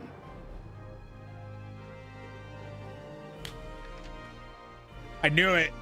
If the prospect doth trouble thee, 'tis not too late to decline the petition. Though thine expression would suggest thou art far from perturbed. Oh, how could I possibly be, knowing what's to come?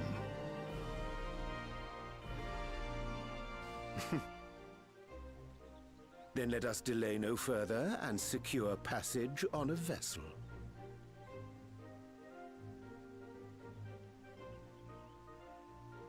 Aye. This will be a mission to remember.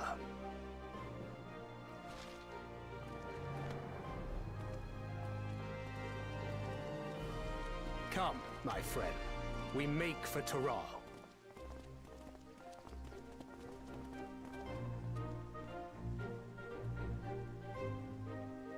Knew it. Just two bros going to Taral.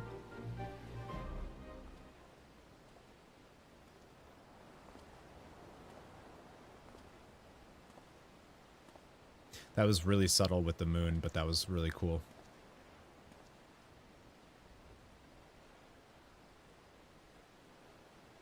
It's the first time we've never seen the moon Tell me, lit up. have you been to the ruins beneath the waters of the Bounty?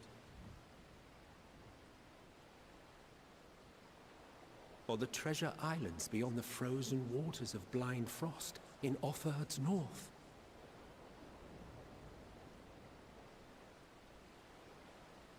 The fabled golden cities of the New World?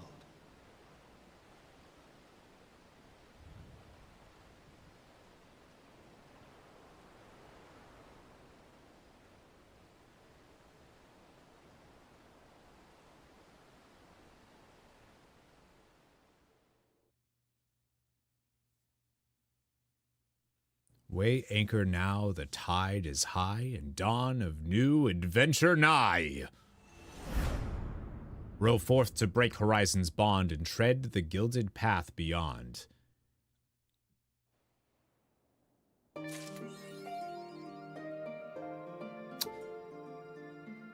I really think they're doing something here. I'm very curious. What do we get? Sun Chaser? Complete the quest, The Coming Dawn. That's it. They're about Zero and Golbez. If you didn't see them, I'll post screenshots of them on Discord when I'll roll credits on your alts.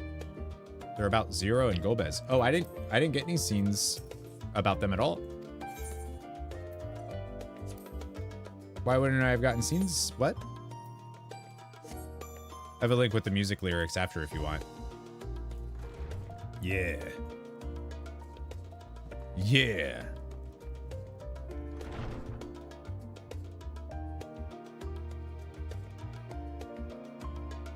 Man, I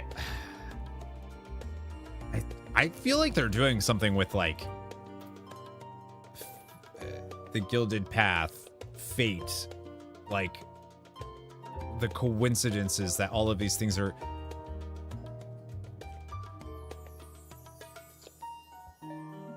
I think you did, but was deep. Nothing played for me. During the credits, it was just still shots. Unless that's what you mean by a scene. It was just like a still shot of Zero and Golbez doing something. Is there anything with Urukai?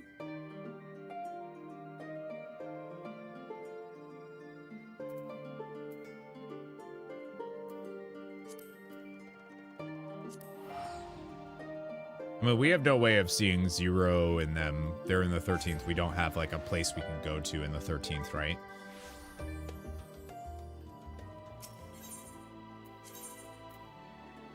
Still shots of things you didn't see during cinematics, MSQ. Oh, yeah. Okay, I see. So when you said there was a scene, I thought there like a scene would play after the cinematics, which it did, but not that one. You meant like a still shot. Yeah, I stopped paying attention to the still shots because I thought they were just stuff from the expansion, like scenes that we've already seen.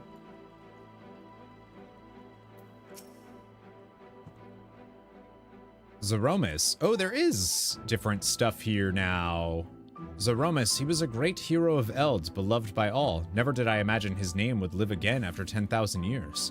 Fitting that another who bears it might aid us, even if only by way of a memorial crystal.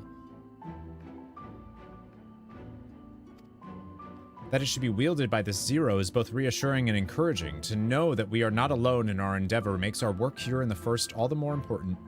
Speaking of which, I recently spoke with your comrades returned from the Empty. Only Urianger could have arrived at a solution as ingenious as primal summoning.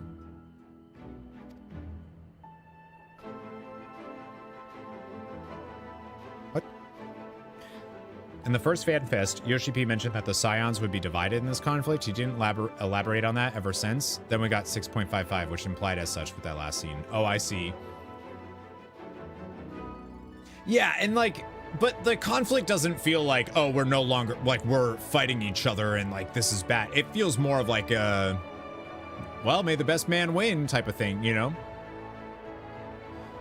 Reen and Gaia are quite the formidable pair, aren't they? Skilled combatants gifted with command over light and dark. Were their strength not crucial to the first restoration, I would ask that they join us when we return to the 13th. At loose ends, are you? Welcome to Loiter About. Same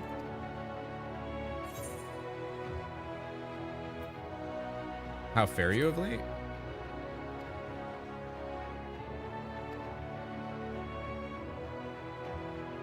Okay.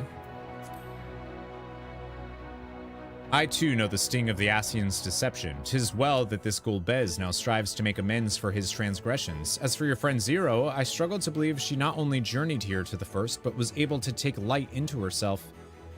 That one might have such strength of spirit beggars belief.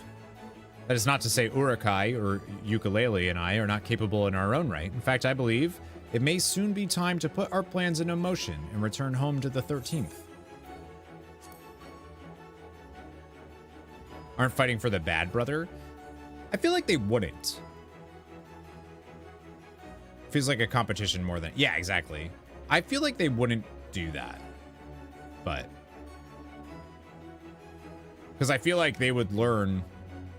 they would know that this person, that's what they desire. And Thancred... yeah, I think they're with the Mikote guy. The scholar one.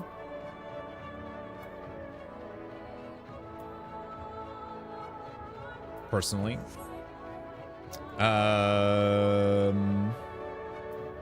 To be continued. Main scenario quest complete. To be continued. This has never appeared for me.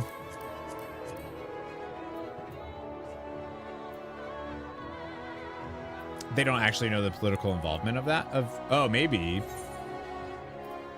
But they, I mean, they would find out though, eventually, and they'd be like, oh, if they, yeah. Ukulamat might be the bad one from their point of view. What if the bad or good is just a matter of optics? What? Okay, sure. Orion J and Thancred's optics would not. The fact that that person wants to go to claim Garlemald's lands, Orion J and Thancred wouldn't be down for that, regardless of the optics of that, right? Regardless of his reasoning, they still wouldn't be like, we should attack the Garlo. Like, they're... it's just not in their... I don't see them being the characters to decide to do that. Thancred alone? Maybe. But with Urian J with him... I don't think Urian J would. Maybe once upon a time, but I don't think now. Uklamat was speaking of Quana with so much joy and love that I don't think he's the one that wants war. Yeah, I don't think so either. Trailer. Yeah.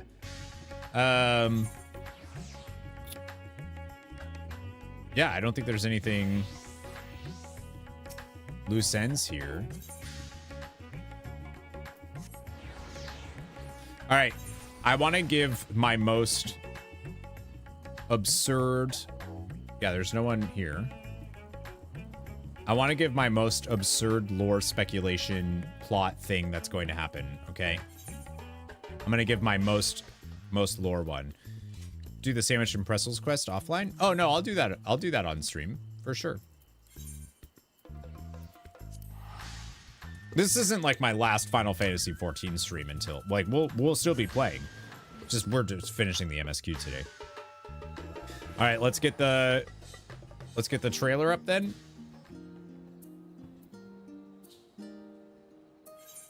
Exit game. Okay. Yeah, there's like some quest I'm going to want to do for stuff. I posted in your WoW stream that it's still happening. You're just a liar about... Oh, shit. Yeah. Thank you for the...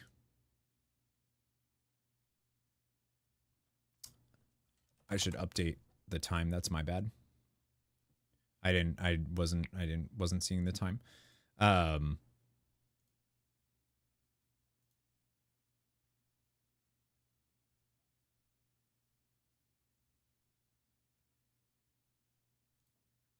Shoot. Why won't this let me do that?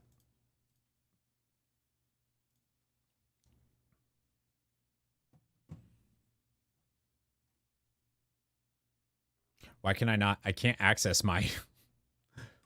I can't access my stream. Go live, maybe? There it is. Okay.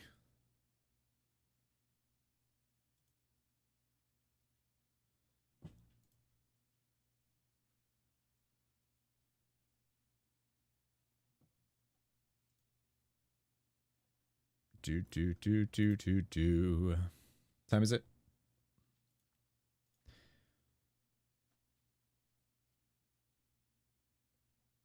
Oh, such a pain in the butt to do the dual stream thing, though. So I have to end stream and then boot it back up. All right, so we have the Dawntrail trailer. This is the full trailer, right? So this is the biggest one I can get.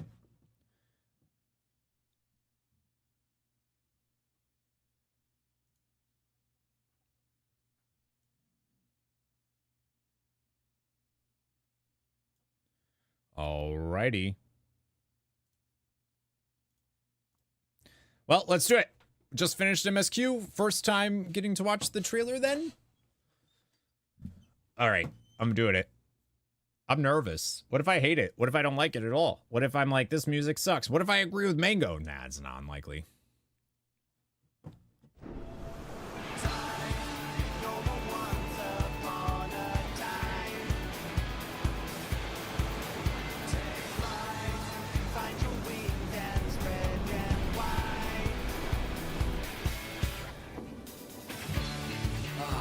Blue seas, clear skies, and boundless possibilities.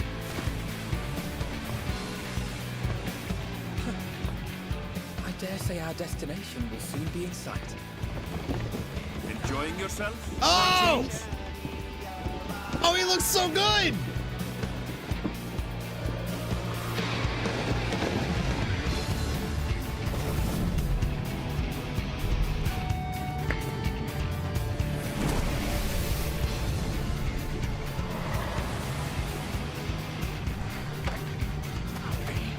Okay. Oh, the axe!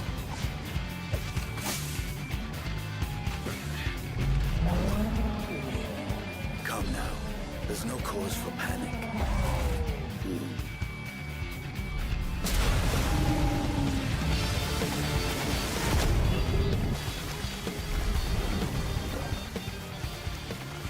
This one might make for a worthy opponent.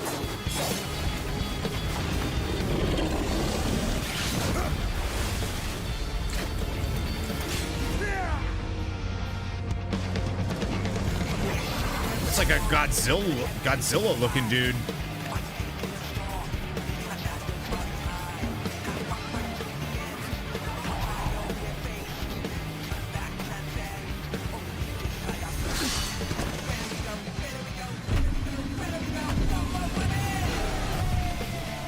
Wait, that's her dad. That's the Dawn servant, right?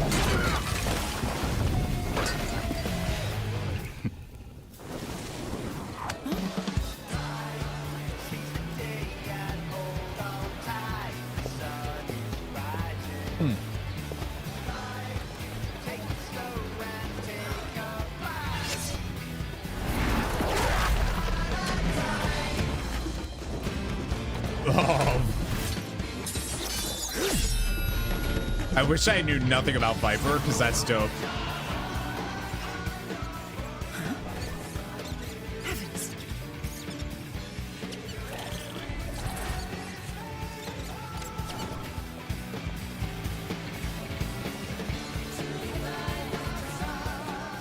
Might you have a moment to speak further? It looks so good.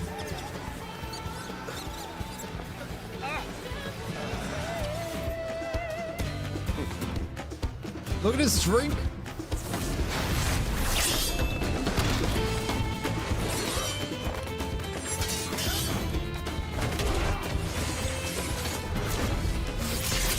Yeah, dude.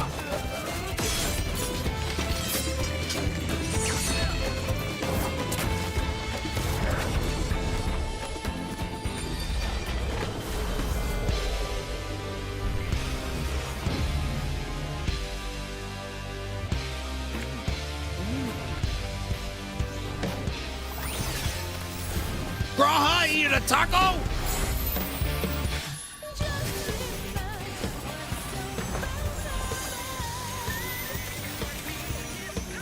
Dude.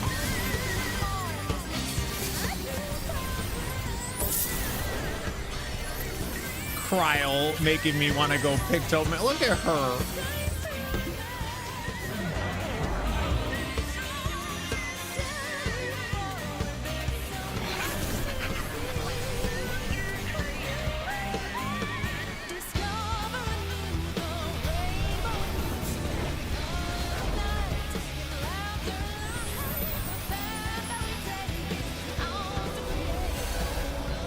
That's really cool.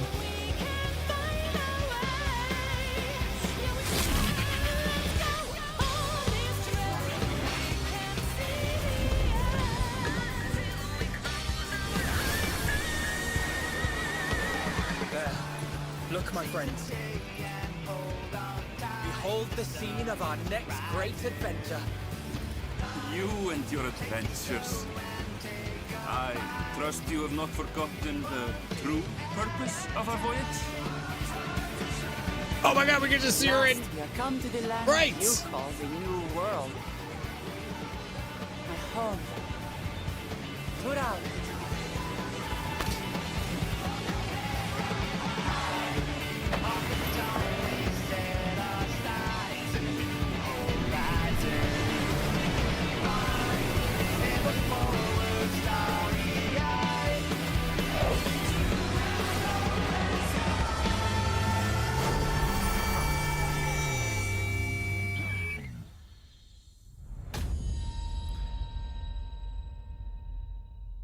Wow, that looks fucking awful.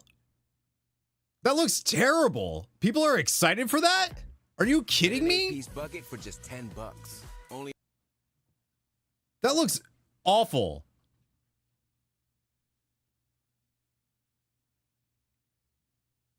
I'm just kidding.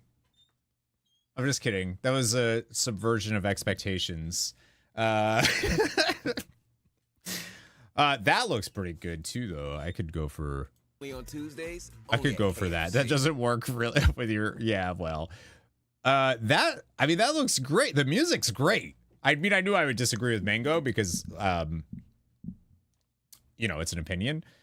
So I do. That was awesome. Hi, Aramis. That was really good. With lyrics, huh? Once. No time. No more once upon a time. Oh, that was weird. Version with music. Is that already what I have on? Because if so, that's funny. Ranger with the biddies. Thank you. It showed up in the thing. Rad. By the way, welcome to the stream. Is the game beginner friendly? Yes. Final Fantasy XIV is very story based. Very story based. Also, hi Vaughn. Sorry, I was watching the trailer, so I missed chat, y'all. Yeah, I love that part when she kicked in. It is very, very story based.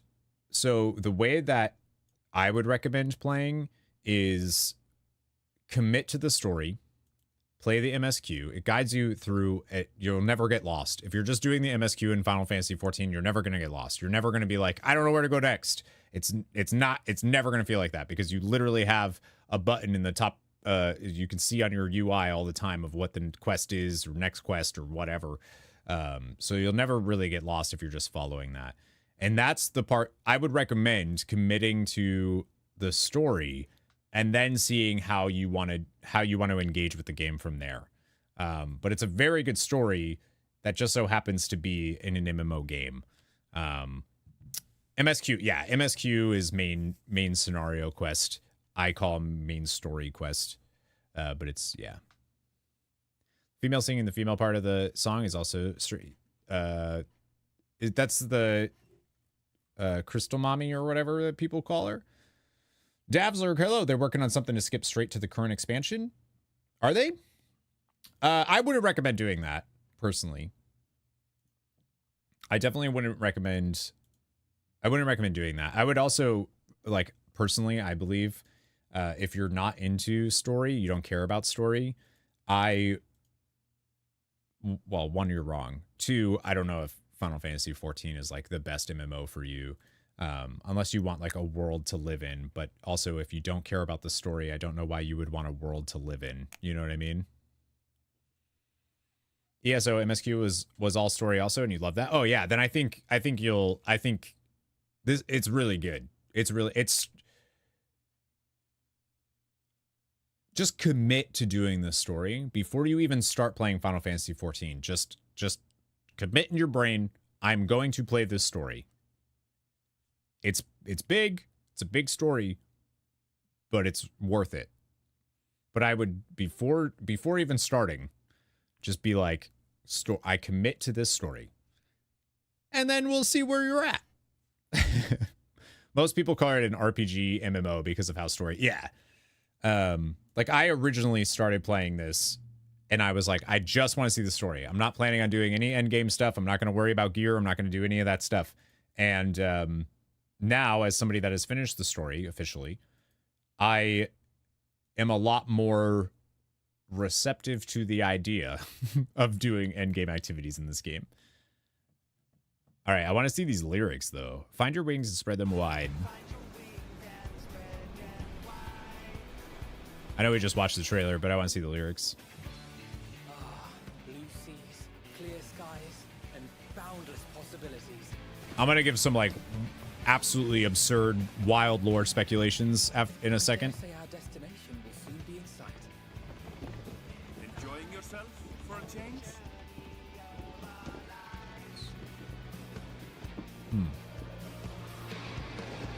It's time for the journey of our lives compared to the journey that we just went through. Interesting.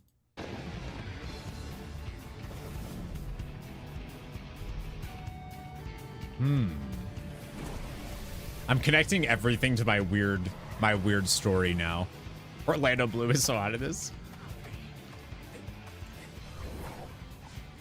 I love that the Mamulja have that, or that she has the axe that the Mamulja do in the trailer. There's no cause for panic. And it looks like this Godzilla type thing has ceruleum, maybe? It's gonna turn out to be right. Part of me hopes I'm not. But I think if they tell it well, it'd actually be a really cool story.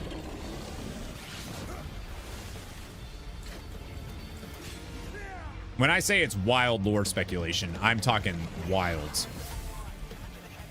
To the heavens as we ride, fighting through the storm, leaving our shadows far behind. As we walk right to the end, to a trial we'd have faced, turn back to transcend, or do we decide our fate? Where do we go?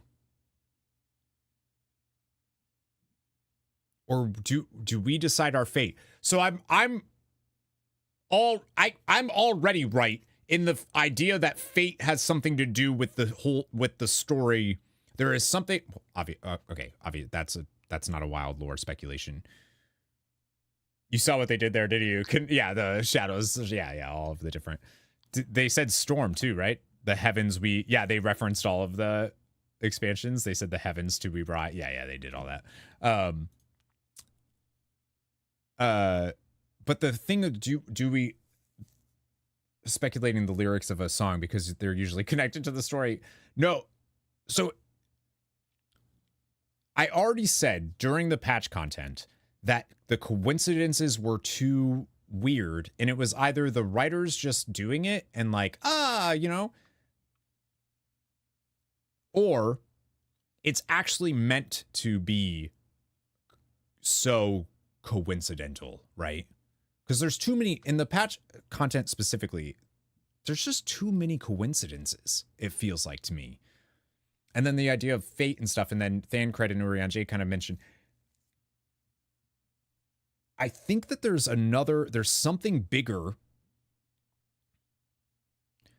There's something bigger going on that is dictating fate.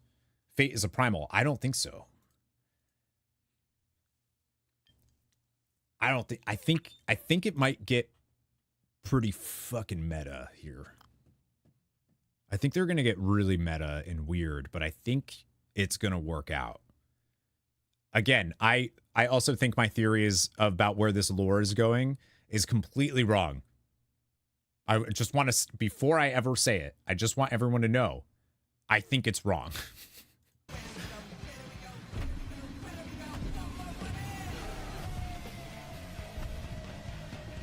Why do we fight the Dawn Servant? Is that the competition? We have to defeat the current Dawn servant to become, so that she can become the new Dawn servant? Like, we have to defeat the current one? Surely it's more than that. I feel like we won't know for a while. Oh, I bet you this is going to be one of the first things we do.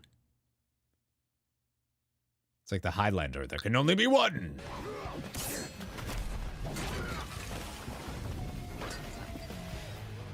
Because that is the Dawn servant, right? She said that her dad, her adopted dad, the current Dawn servant. What if this is not the Dawn servant, but one of the children? Maybe, but they specifically said that she said that her dad, the current Dawn servant, was blessed with 2 heads. This is a Mamulja with 2 heads, unless there's other ones, which could be. This is the first time I'm more excited for a while. Really? I'm way more excited for Dawntrail than I thought I would be. That is for sure. Day.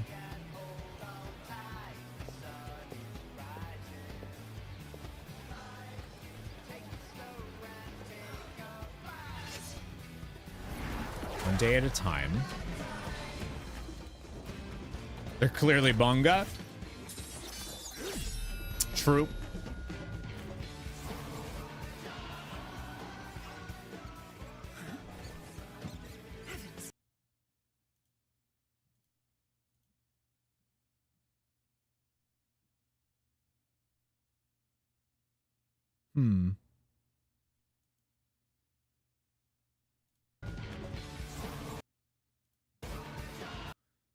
Looking for the statue there.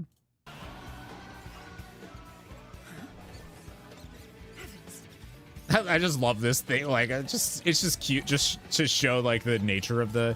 Is that a Rothgar standing up straight? Wait a minute.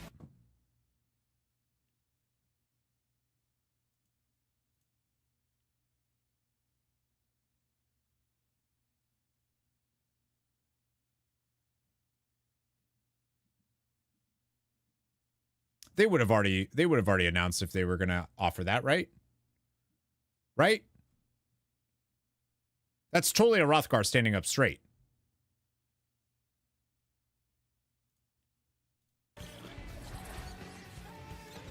Yeah, he is.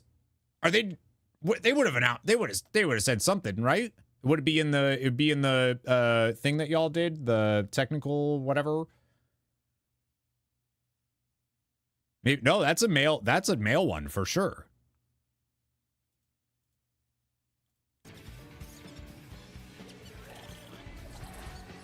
That's totally. That's a male Rothgar for sure.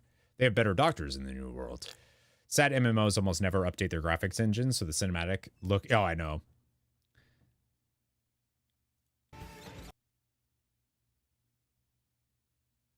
Yeah, he's definitely standing up straight. As much as I love my bunny boy, I would make a Rothgar immediately if they could stand up straight and I could be a Ronzo.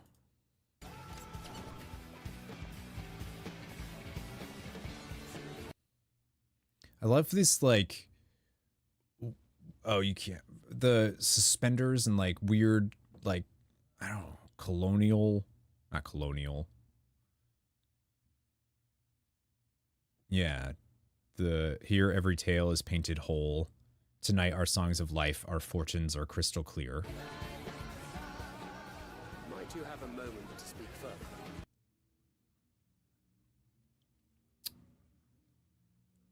Is he looking for the Golden City?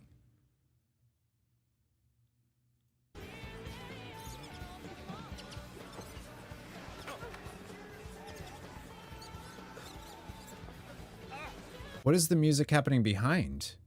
It's her starting.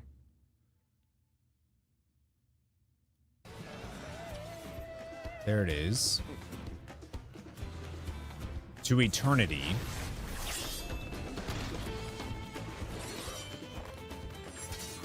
Yo, I'm totally going Viper though, I'll tell you what. No question.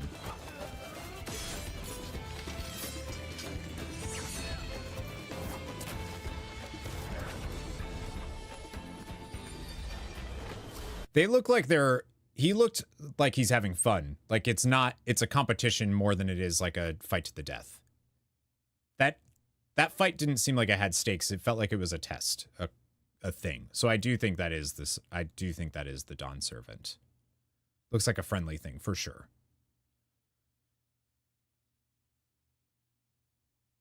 She said something before eternity, but I couldn't catch it. She does, right? She, like, when the song boots up.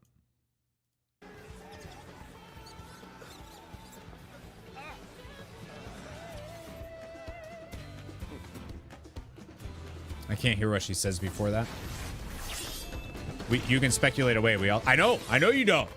That's what I'm so excited for. I get to speculate and y'all can't tell me I'm wrong or that I'm right. You just have to listen to my bullshit. Or hit the X button and close the stream.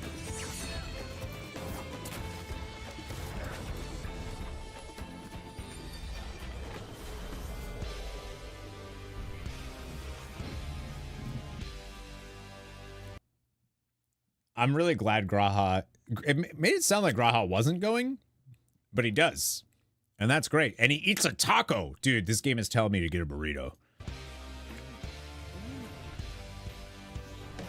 Look at the little baby Mamujas. If they don't do... There better be a Taco Bell crossover.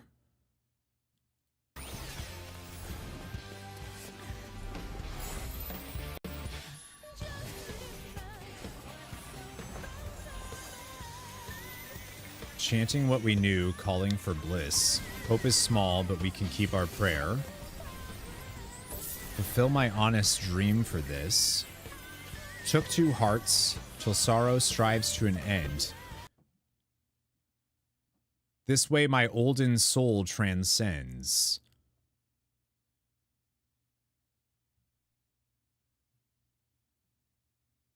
Took two hearts, till sorrow strives to an end. This way my olden soul transcends.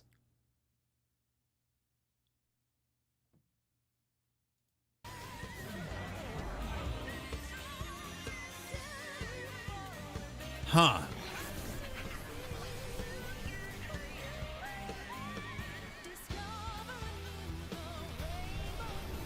Everyone's gay. That's cool. So we'll color the night with laughter and light.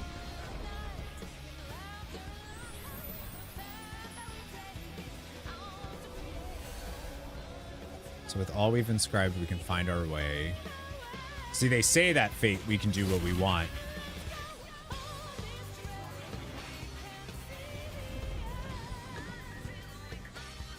Can't see the end until we close our eyes. And time. Why does the song end right there? Why do they not continue? Why does it go back into the other song? Why? Until we close? Until we close our eyes in what?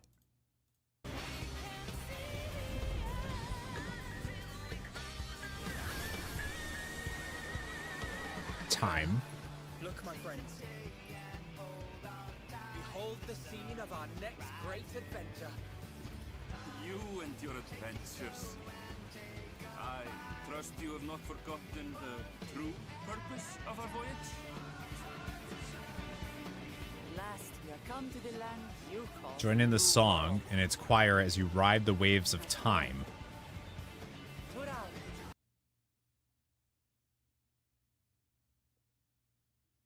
Endwalker's trailer song got expanded in Ultima Thule and it hit hard. Yes, it did. Yes, it really did. Join in the song and its choir as you ride the waves of time. Time.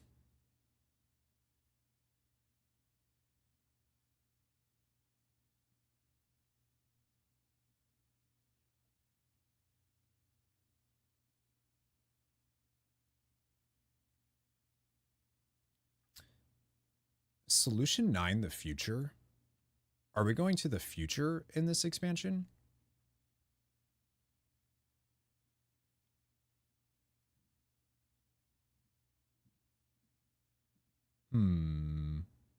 Okay, I might have two different theories then.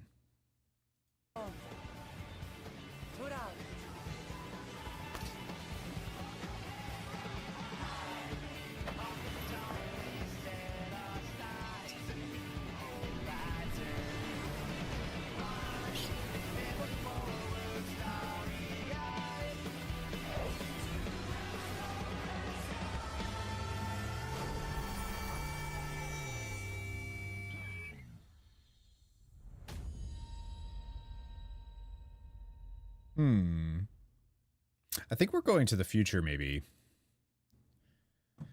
And that's what the Solution 9 stuff is it's not like an Allegan thing of like this is where,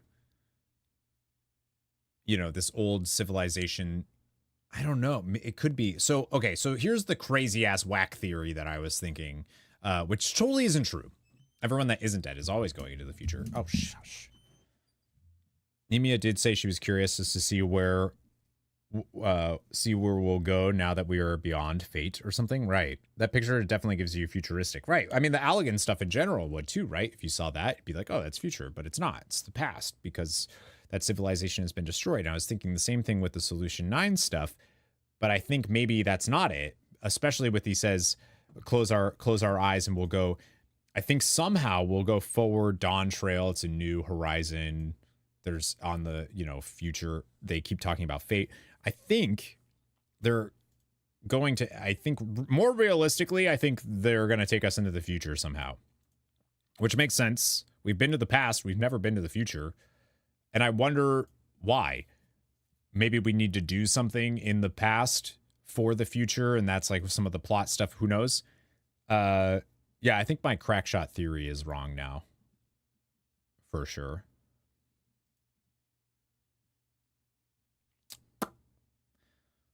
Which is good, maybe, because I think it was stupid, but it would have been cool.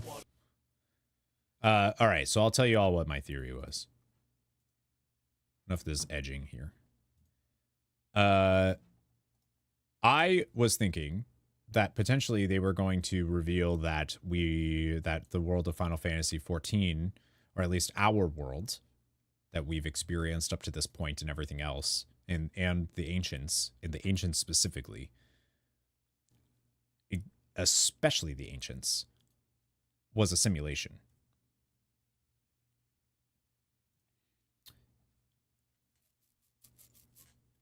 By whatever this civilization is that is Solution 9, that literally looks like we're inside of a computer, I was thinking maybe the Ancients were a simulation. And this simulation just grew to a point where it was its own thing. It was its own world. It was its own, as real as anything else. And it started off as just like this, you know, this thing that they had, but it created its own, it just became its own reality. And these people, whoever the civilization is, was something happened to them that made them not be able to engage, not be able to control this simulation anymore, and it became its own thing. So like the simulation, it's, yes, sure, it like started as a simulation, but it's still as real as anything else, right? Like it doesn't matter what it was or what it, you know, would have been eventually at some point. It's now it has just evolved to the point where it's not. Atheris or the whole ass world? I think the whole ass world, this whole dimension that we exist in, everything would be a simulation. And Solution 9 is like, and that, I'm saying Solution 9, but that, whatever that civilization is, exists outside of that. And they created that, the one that we're in, but it's not real.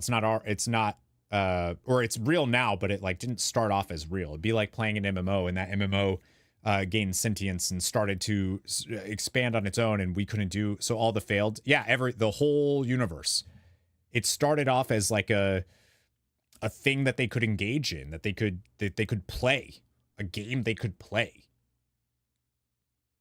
And then it ended up becoming, or like, you know, a simulation they could do stuff, make stuff happen, and blah blah blah. And then it ended up so it is, yeah, Matrix theory. Very much hope you're wrong. I hate that it was all a dream trope. Yeah, I don't think that. I think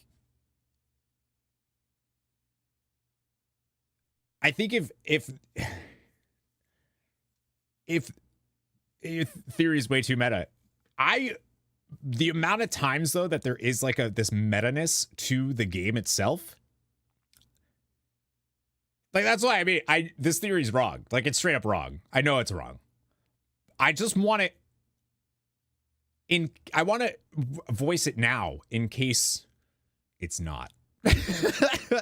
In case like 5 years from now, we're like, wait a minute, you know, and you can go back and be like, holy shit, this dumbass guy said this way back, you know, but it works. Like if they could get it to work that way, like if they could get it to work and they were able to tell it in a cool way, because I don't think it would remove the stakes as long as it's like, it's no longer, who cares if the origination point of this world is a simulation? Who cares? Because at this point, it's simulation theory, right?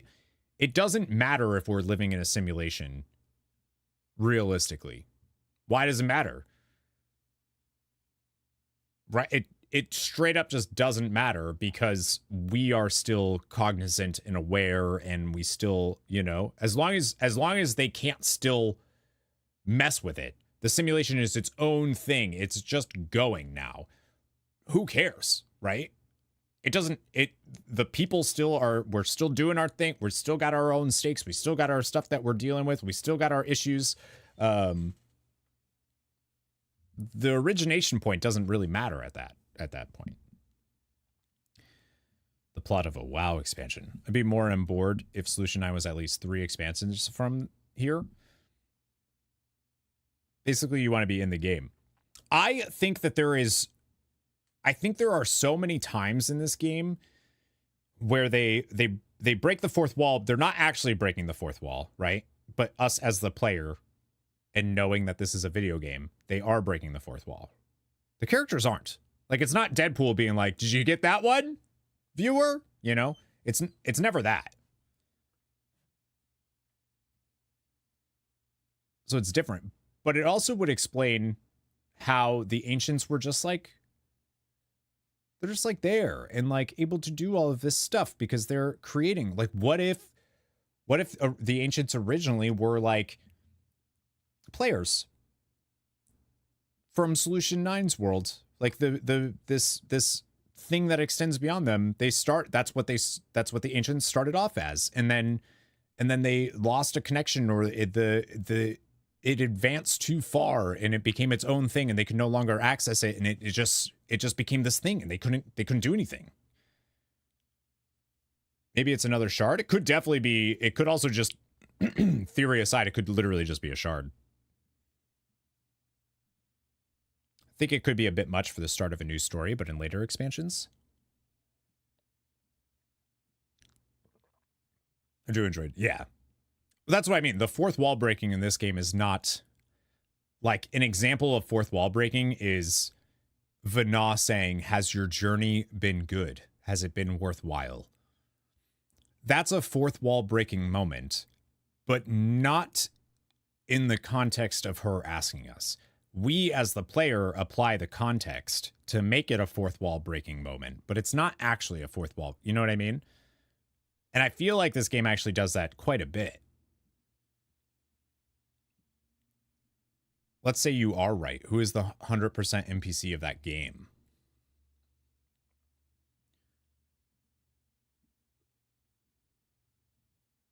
Who is the 100% NPC? What do you, I'm not sure I know what you mean. Everyone, at this point, everyone would be an NPC. Because so in my theory, the people that created the simulation no longer have access to this simulation. It is its own thing. They can't do anything about it anymore. They can't access it. They can't change it. They can't. It has done its own thing, and they're basically stuck watching. So Solution 9 is PlayStation Home. Yeah, like kind of. Okay, I'm gonna put a finger up for spoilers for another game. And when I put it down, that means I'm done talking about it. It's spoilers for Star Ocean Till the End of Time. That game, it is revealed that the galaxy in which you are doing stuff is actually a video game made by 4D beings. They exist beyond our thing. They're 4D beings that have created this this video game. But this video game has evolved to the point, this it's literally a video game, has evolved to the point now where it is too sentient, it is its own world. They still have connection, they still have control in the game, they still have all of this stuff. They can still access, there's a player character that joins your team that's totally a 4D being playing with you. To go with your finger. I don't like giving Twitch money via bits. So they can play this game. There's a character in the game. The simulation is its own entity, yeah, but they still have control and stuff. So they basically introduce in the plot of the game, of the actual game we're playing, not the game that the 4D beings are playing. They introduce what is essentially a virus to eliminate the simulation and start over because it's too much. So what appears to you playing the game, the characters that you're playing as are viewing this as really, really advanced tech. And they're like, what civilization is doing this? Who is this advanced that they're able to attack us like this? And then they find out that they're actually, they're a video game and that there exists a 4D being beyond them that is above them and controls everything. Not controls everything because they don't actually have say over, but they can play the game. The game is happening, but they can like play a character. You know, you can't like inhabit somebody, right? That's not how the simulation works. It's not like you can be like, I want to play as that guy. No, like there are characters, there are players, and then there are like the sentient simulation people themselves. You can't play as them. A lot of people don't like the game's plot because they feel like the video game you're playing is revealed to be a video game, which is also a video, like, you know what I mean? So people don't like that. But I think it actually works really well because the stakes are still there. It still matters. Just because it's a simulation, just because it's a video game that these 4D beings can fuck with, doesn't make what they're going through or the you know what, like that's still happening. It's not like the 4D beings are essentially just our concept of like a god, right? Creating a thing and doing stuff. And I kind of feel like a similar thing is happening to Final Fantasy XIV.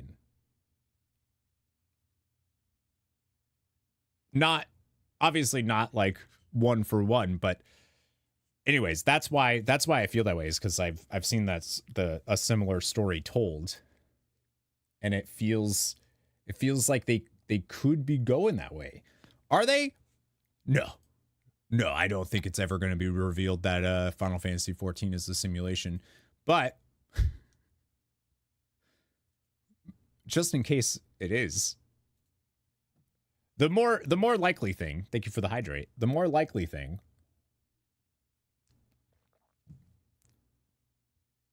Dawntrail is now entering Margaritaville. I just realized the name of the video you linked. The more realistic thing is the Solution 9 worlds and all of that stuff is either a reflection that maybe never had ASEAN meddlement for some reason and is actually doing really well, and potentially can like that's our way. They somehow have advanced to the point where they actually can maybe affect the reflections in some way, since they're all kind of tied to the source. Maybe if they figured out a way to do stuff on their reflection that would then cause stuff to happen on the source, like, you know, there could be like, that could be a thing that's happening, or it's the future. The lyrics of the song actually make me think that it's the future. The first part of it made me think that we're on this gilded path, this thing that has to lead somewhere, and like all of these other fate things are happening. But I'm wondering if it could just be a reflection that's advanced because it never had to deal with ASEAN meddlement.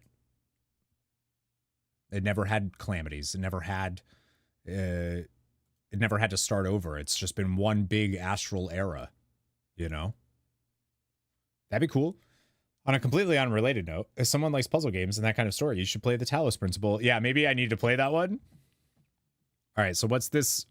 What's this Dawntrail now 7.0 now entering Margaritaville?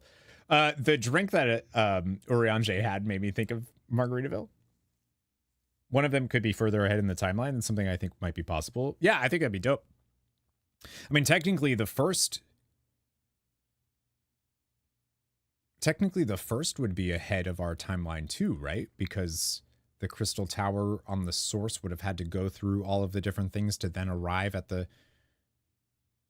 Like, it didn't go to a reflection in the past. It went to a reflection at the time that it left, right?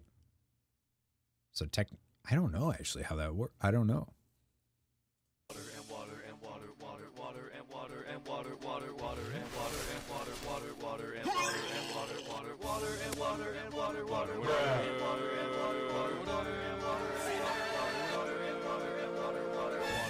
Was that semen? Wait. Both jobs will be DPS. You fucking what, mate? Rip chemistry, that's great.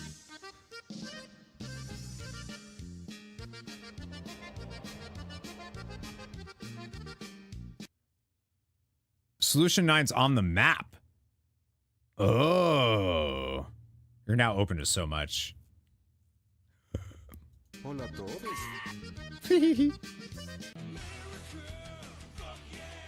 Welcome to Australia, cocksucker. Oh, there was. I noticed that too. There totally was on the map. Australia, cocksucker. Don't go near Albert anymore, okay? It's Nice. trouble. I am Orlando. No, Blitzball. Huh? Hey.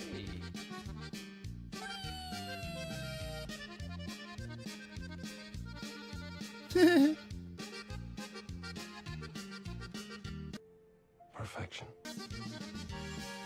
Lizard Man. What is that? What are these from? And we're very happy to announce the Xbox version of Final Fantasy XIV. Father hell. We've reached the triple digits. Oh, baby, it's triple.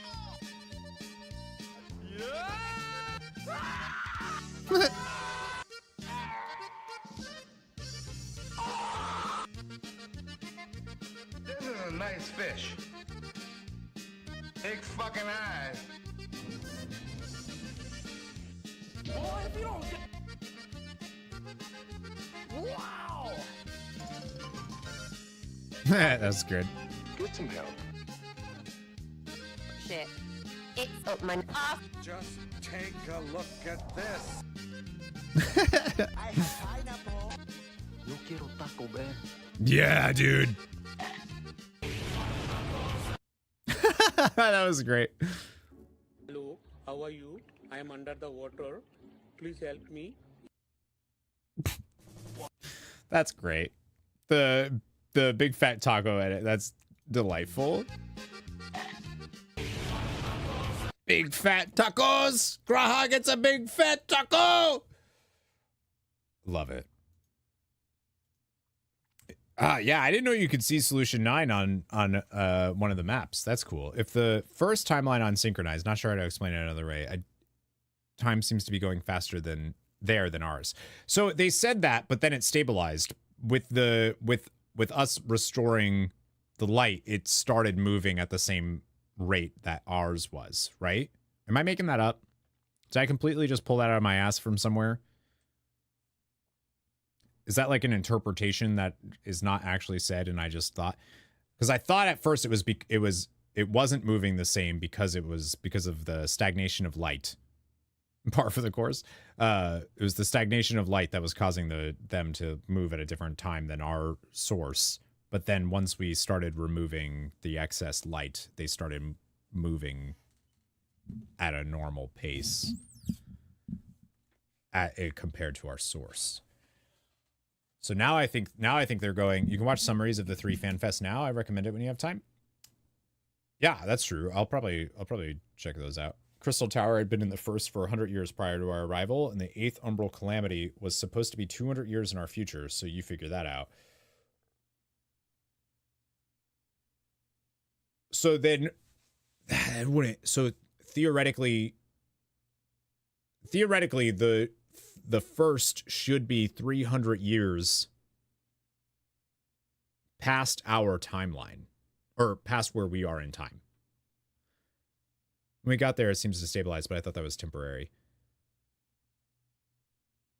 I thought it was fixed now, but the Crystal Tower went from our future, 200 years after the 8th calamity happened, to the past of the first. Oh, it went to the past of the first, and even 100 years earlier than they predicted, just after Minfilia stopped the flood of light.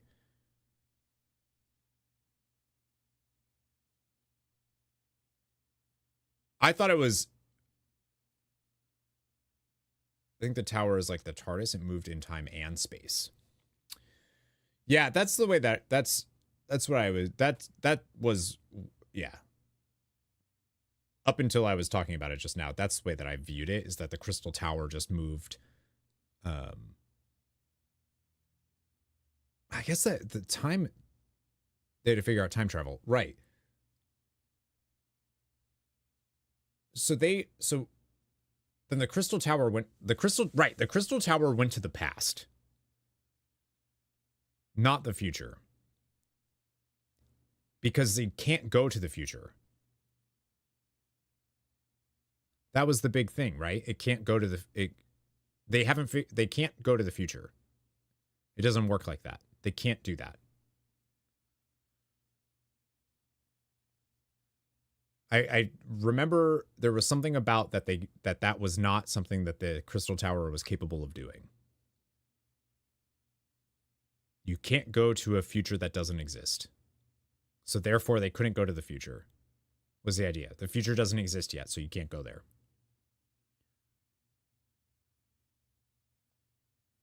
Did I do the twinning dungeon? Sounds familiar. Answers the question about the tower and how it traveled. I don't know dungeons by name. That's the downside of when you're just like playing through all the expansions, is like I don't have time to sit with the dungeons and run them over and over in the same thing. So I usually don't really know what the name of a dungeon is. Just off of the, like, yeah. I'm sure I did it. It sounds familiar. Someone said it, but they do say that the tower went further in the past than they anticipated. Sid and the gang used Alexander to move the Tower of the Future to the past. But not Sid, because it was so far in the future that Sid was very dead.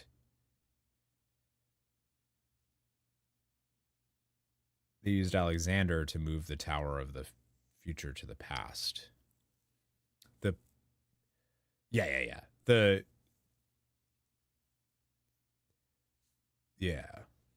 The descendants of the Ironworks was Sid the Fourth. I thought it was what's his name? I thought it was like Biggs or Wedge or something like that, like a descendant of one of them that did it.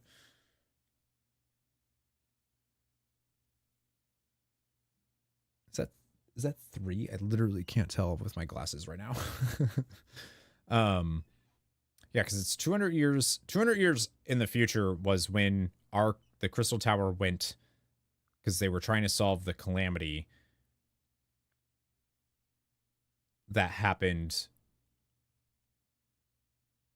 Wait, what was the 8th Umbral Calamity caused by? Saw a descendant of Biggs in the Echo. Yeah. But that wasn't who actually was responsible. Yeah, the row. It's like Wedge descendant that was called Sid, but I might be pulling that out of your butt. Yeah, I think it was big. It was the row, which is Biggs.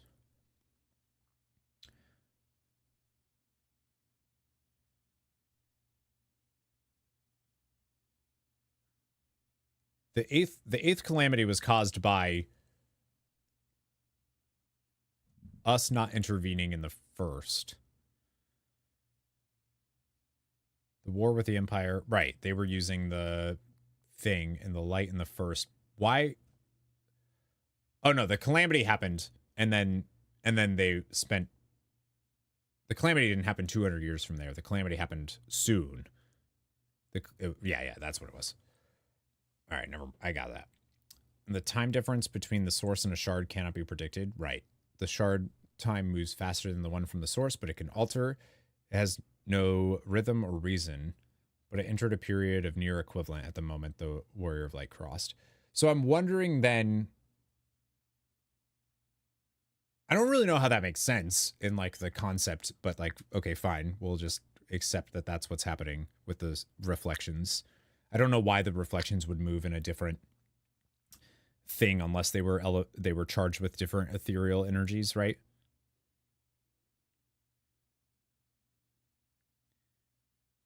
Yeah, it would have happened like a month after. Right.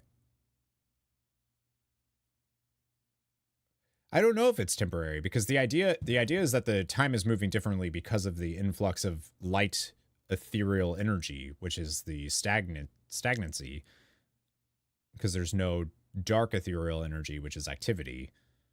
It's completely devoid of that, but we bring it back. It's still low, but we do bring it back a little bit. So it should be moving at a slightly different pace. It should be moving differently than it was when we first got there.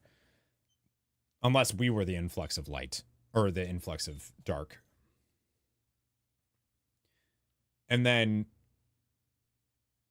but like, okay, so if the sources are all moving,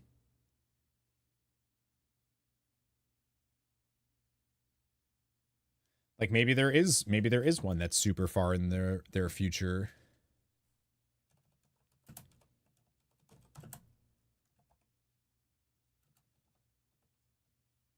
$2024? Is there a thing?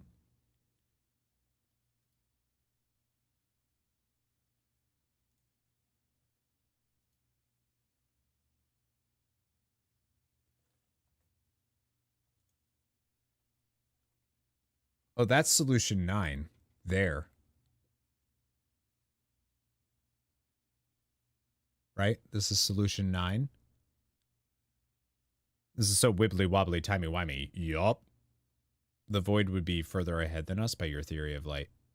Right, the 13th would be way farther in the future, which it sounds like it is.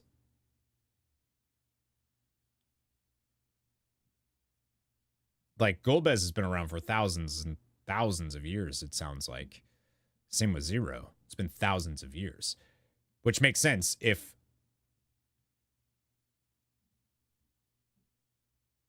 Like, for Ajdaya, how long was she actually there for her, from her perspective? If she had been there for 5,000 years from our perspective, how long was she there from hers? Yeah, this is Old Charlian. So to the west, looks like this is solution 9. And it has like a dome over it. So, but that could be, what if it was like it could be like a weird, like, reflection incursion thing.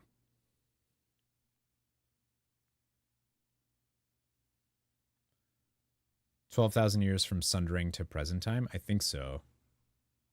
I think it's 12,000 years because the Alligans were 5,000 years. And then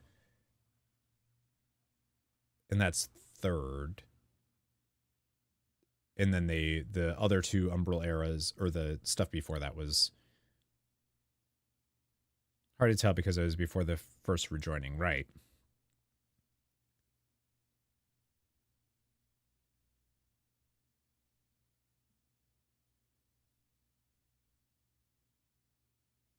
What is this crack in the sea? That's where the bridge goes over, right? And then this place is completely devoid of ether. Like, it looked like it was like a giant desert, right? No ether around, maybe. But, like, this crack is pretty serial.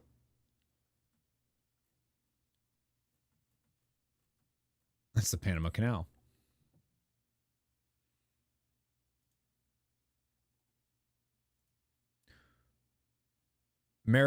That's Mericidia, right?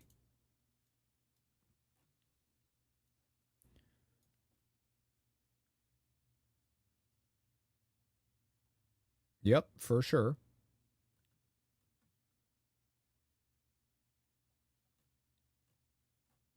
Said there was also stuff to the north of Othard. So right up here.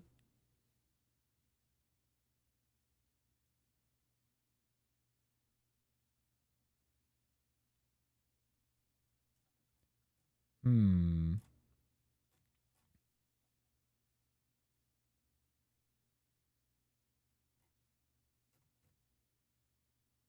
Yeah, I'm curious to see what they end up doing with that then. But yeah, that's my theory. Is it wrong? Oh yeah, for sure. For sure, for sure. Absolutely. If the Ajdaya would definitely be able to answer our question though. Yeah, why would she just let me know? I mean, we have no concept of how much time has passed since we started the game. Right? We know from 1.0 to 2.0, we're jumped ahead 5 years. But we don't know how much time has passed since we started our journey in ARR to when Endwalker ends. Right now, it seems all Ajdaya can do is hiss. She talked, actually, in a dialogue box, not in voice thing. 1 or 2 years, I think. That is a lot to happen in 1 to 2 years. I don't know. The concept of time seems super, super weird in Final Fantasy XIV. Yanni, what's up? Have I enjoyed Remix? Oh my god, so much fun. Really enjoying it. Oh yeah, I love it. You've been playing? Has to be a few months at least, because the journey to Doma is 2 months and we did it twice. Yeah, that's what's super weird about Final Fantasy XIV's timeline, is like traveling anywhere takes a lot of time. Like the fact Erenville left to go to the New World, which is so far away that we know nothing about it, basically, and came back in a patch. So, like, how much time is actually passing? Yeah, Thancred can't do it. White hair in this trailer, I'd say this all happened in a decade. I mean, it's gotta be a fairly long time. I mean, I think it's definitely more than a year or two, but we don't know. Like, they haven't put out like an official timeline, as far as I know. They haven't put out an official timeline for this stuff, right? I guess I can open my third encyclopedia now. It's hanging out under Dusa back there. YouTube way too much. I've put like almost like 25, 30 hours into Mop Remix so far. Why did we come back to Eorzea by both when we could have all teleported? Why did we come? Yeah. I don't know. No one can say. It's all speculation. I think they still enjoy just like traffic. Alphino and Alize have been 16 for like 10 years. Right. That's there's stuff that's like just weird when it comes to story. And you know how like weird stuff like that could be explained, right?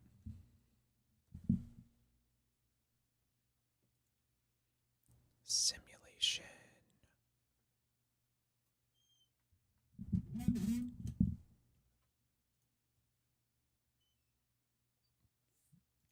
It's all a simulation. That's why time is all weird, and they don't know that they have no concept of that, of being like, so they don't, it's just like, yeah, of course.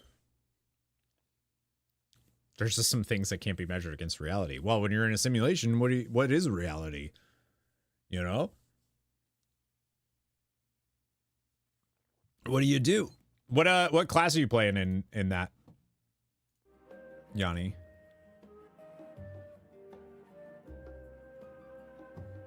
Well, am I really here? Who's to say? Do you feel like you are? Because if you do, then yes.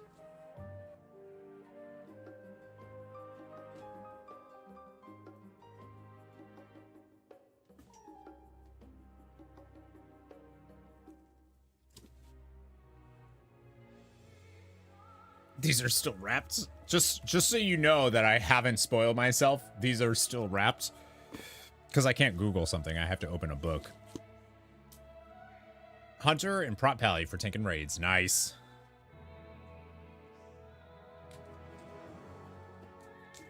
The third volume of the official Final Fantasy XIV lore books. Encyclopedia Eorzea Volume 3. Where's Volume 4? I think they don't want to age the twins because they would have to make new models with them. Super tall since they're Elysian, I know. And they want them to feel younger. And I think there's like a lot of... There's like... I don't think it's actually like story related why they haven't aged. I think it's one of those things that it's a meta, you know, suspension of disbelief needs to happen. What books are those? The Encyclopedia Eorzea. Lore books about Final Fantasy XIV. Budget-based reality. Well, I don't think it's budget-based. I think it's more like we have a connection to these certain things, and if they change the models, people get weird about that type of stuff, and they, you know. These are beautiful, though, by the way. Like, these are really nice. Is there a timeline in here?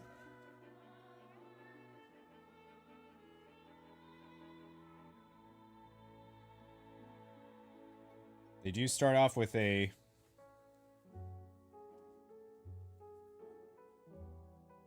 That's pretty cool. All of the different... Interesting. Logreef, Mitron, Pashtarat, Fandaniel, Altima, not Ultima, Altima, Halmarat, Nabrialis, Dudalafon, Emeralith.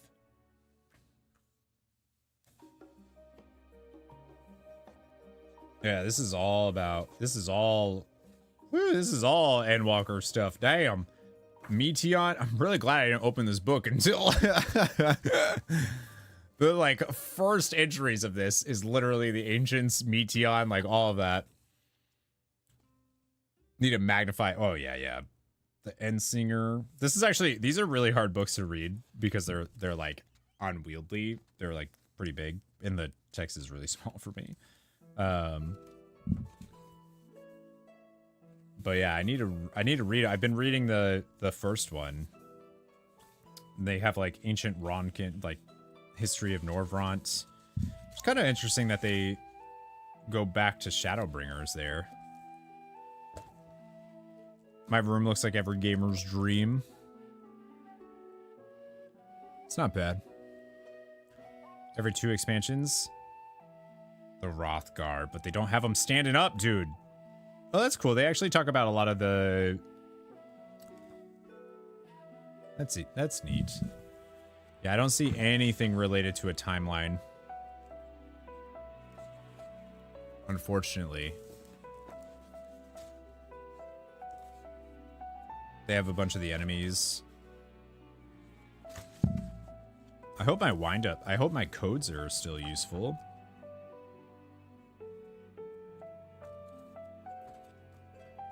Yeah, they have a bunch of stuff. No timeline. Figured they wouldn't, but... Do some time magic where we have the aged twins temporarily, and then we form an attachment to them so they can change it. There's a way around. I mean, they should just age them. So that they're normal, you know?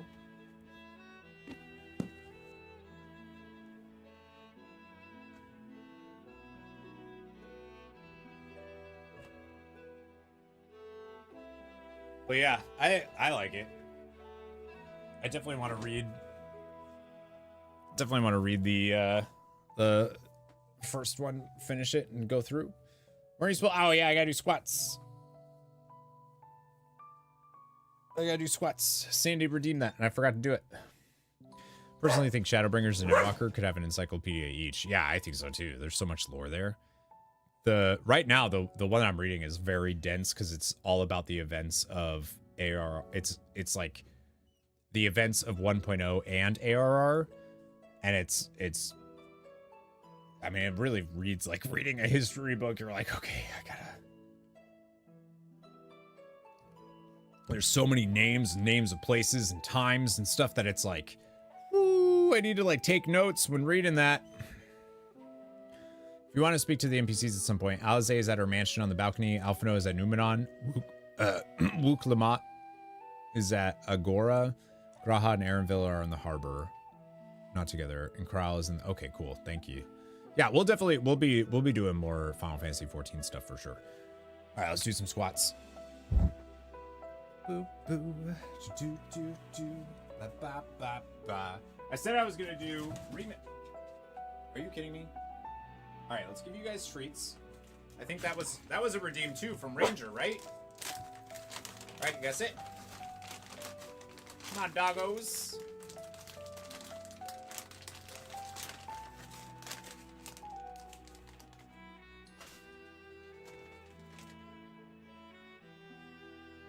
Huh?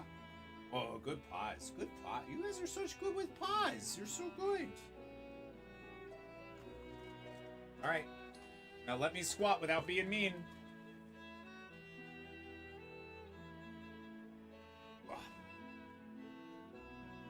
Let's squat. One.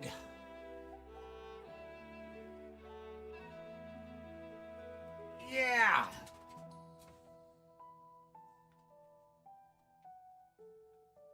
Nope, don't jump. She's like, but I want more. I feel like if I hold something, she doesn't bother me as much.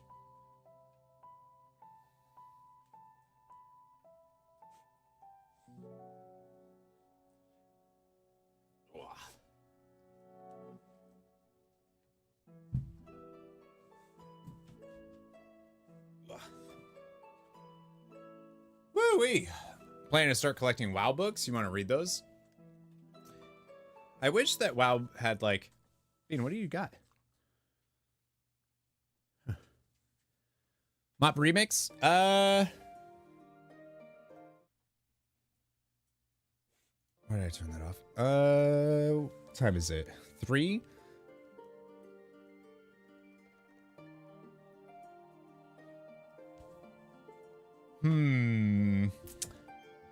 That actually went a lot longer than I thought.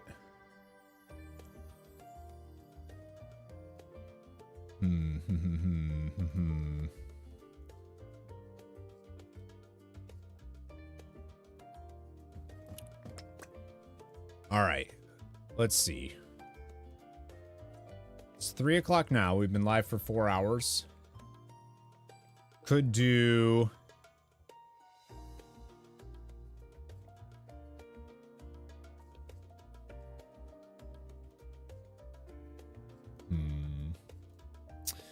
What are you thinking? What are y'all thinking? I gotta do... Yeah, finish the actual quest about 2 hours ago. Yeah, but we had to watch the cinematic and discuss stuff. Like, I knew I was gonna be doing that. At the very least.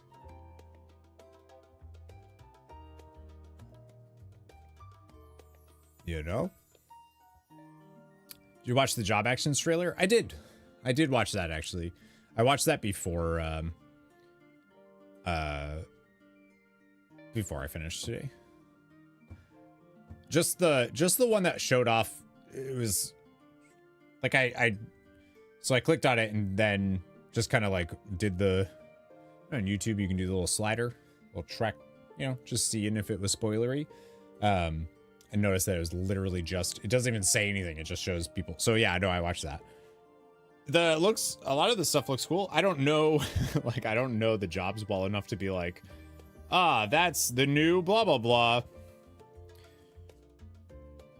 I don't think anyone would be, depending on when you want it to end, if you do 2-3 hours of mop, you do need to first, yeah, that's my thought. I'm actually really hungry. I'm considering ordering a burrito and going to pick it up. I might see what Deidre's doing. She's out with her friend today. I think they're probably going to be gone all day.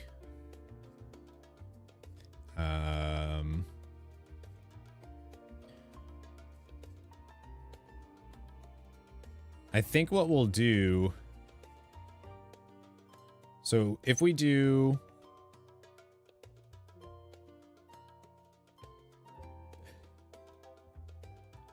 Play Anno. Oh yeah, I've heard of it. That's the space like hex strategy game, right? I think what we'll do, friendos, is we'll play some Myst remix stuff, but I'm not going to do the... That means I'll end the YouTube stream, but I'm actually not... I'm not going to start up the... I'm going to actually just delete the... I'm going to cancel the event for the other one. I hate to do that, but... this is one of the pain points of dual streaming. I'm almost debating if I don't want to do it. Like if it's worth it.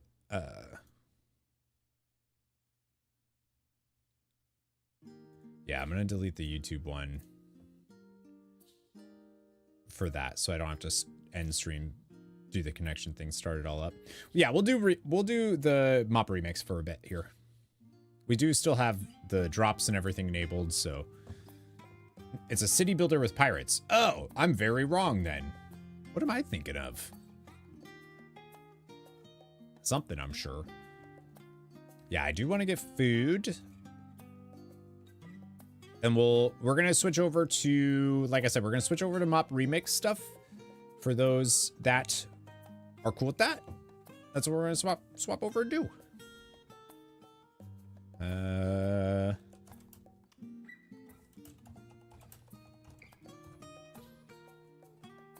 Since World of Warcraft has drops going on, so we'll do that. World of Warcraft YouTube side.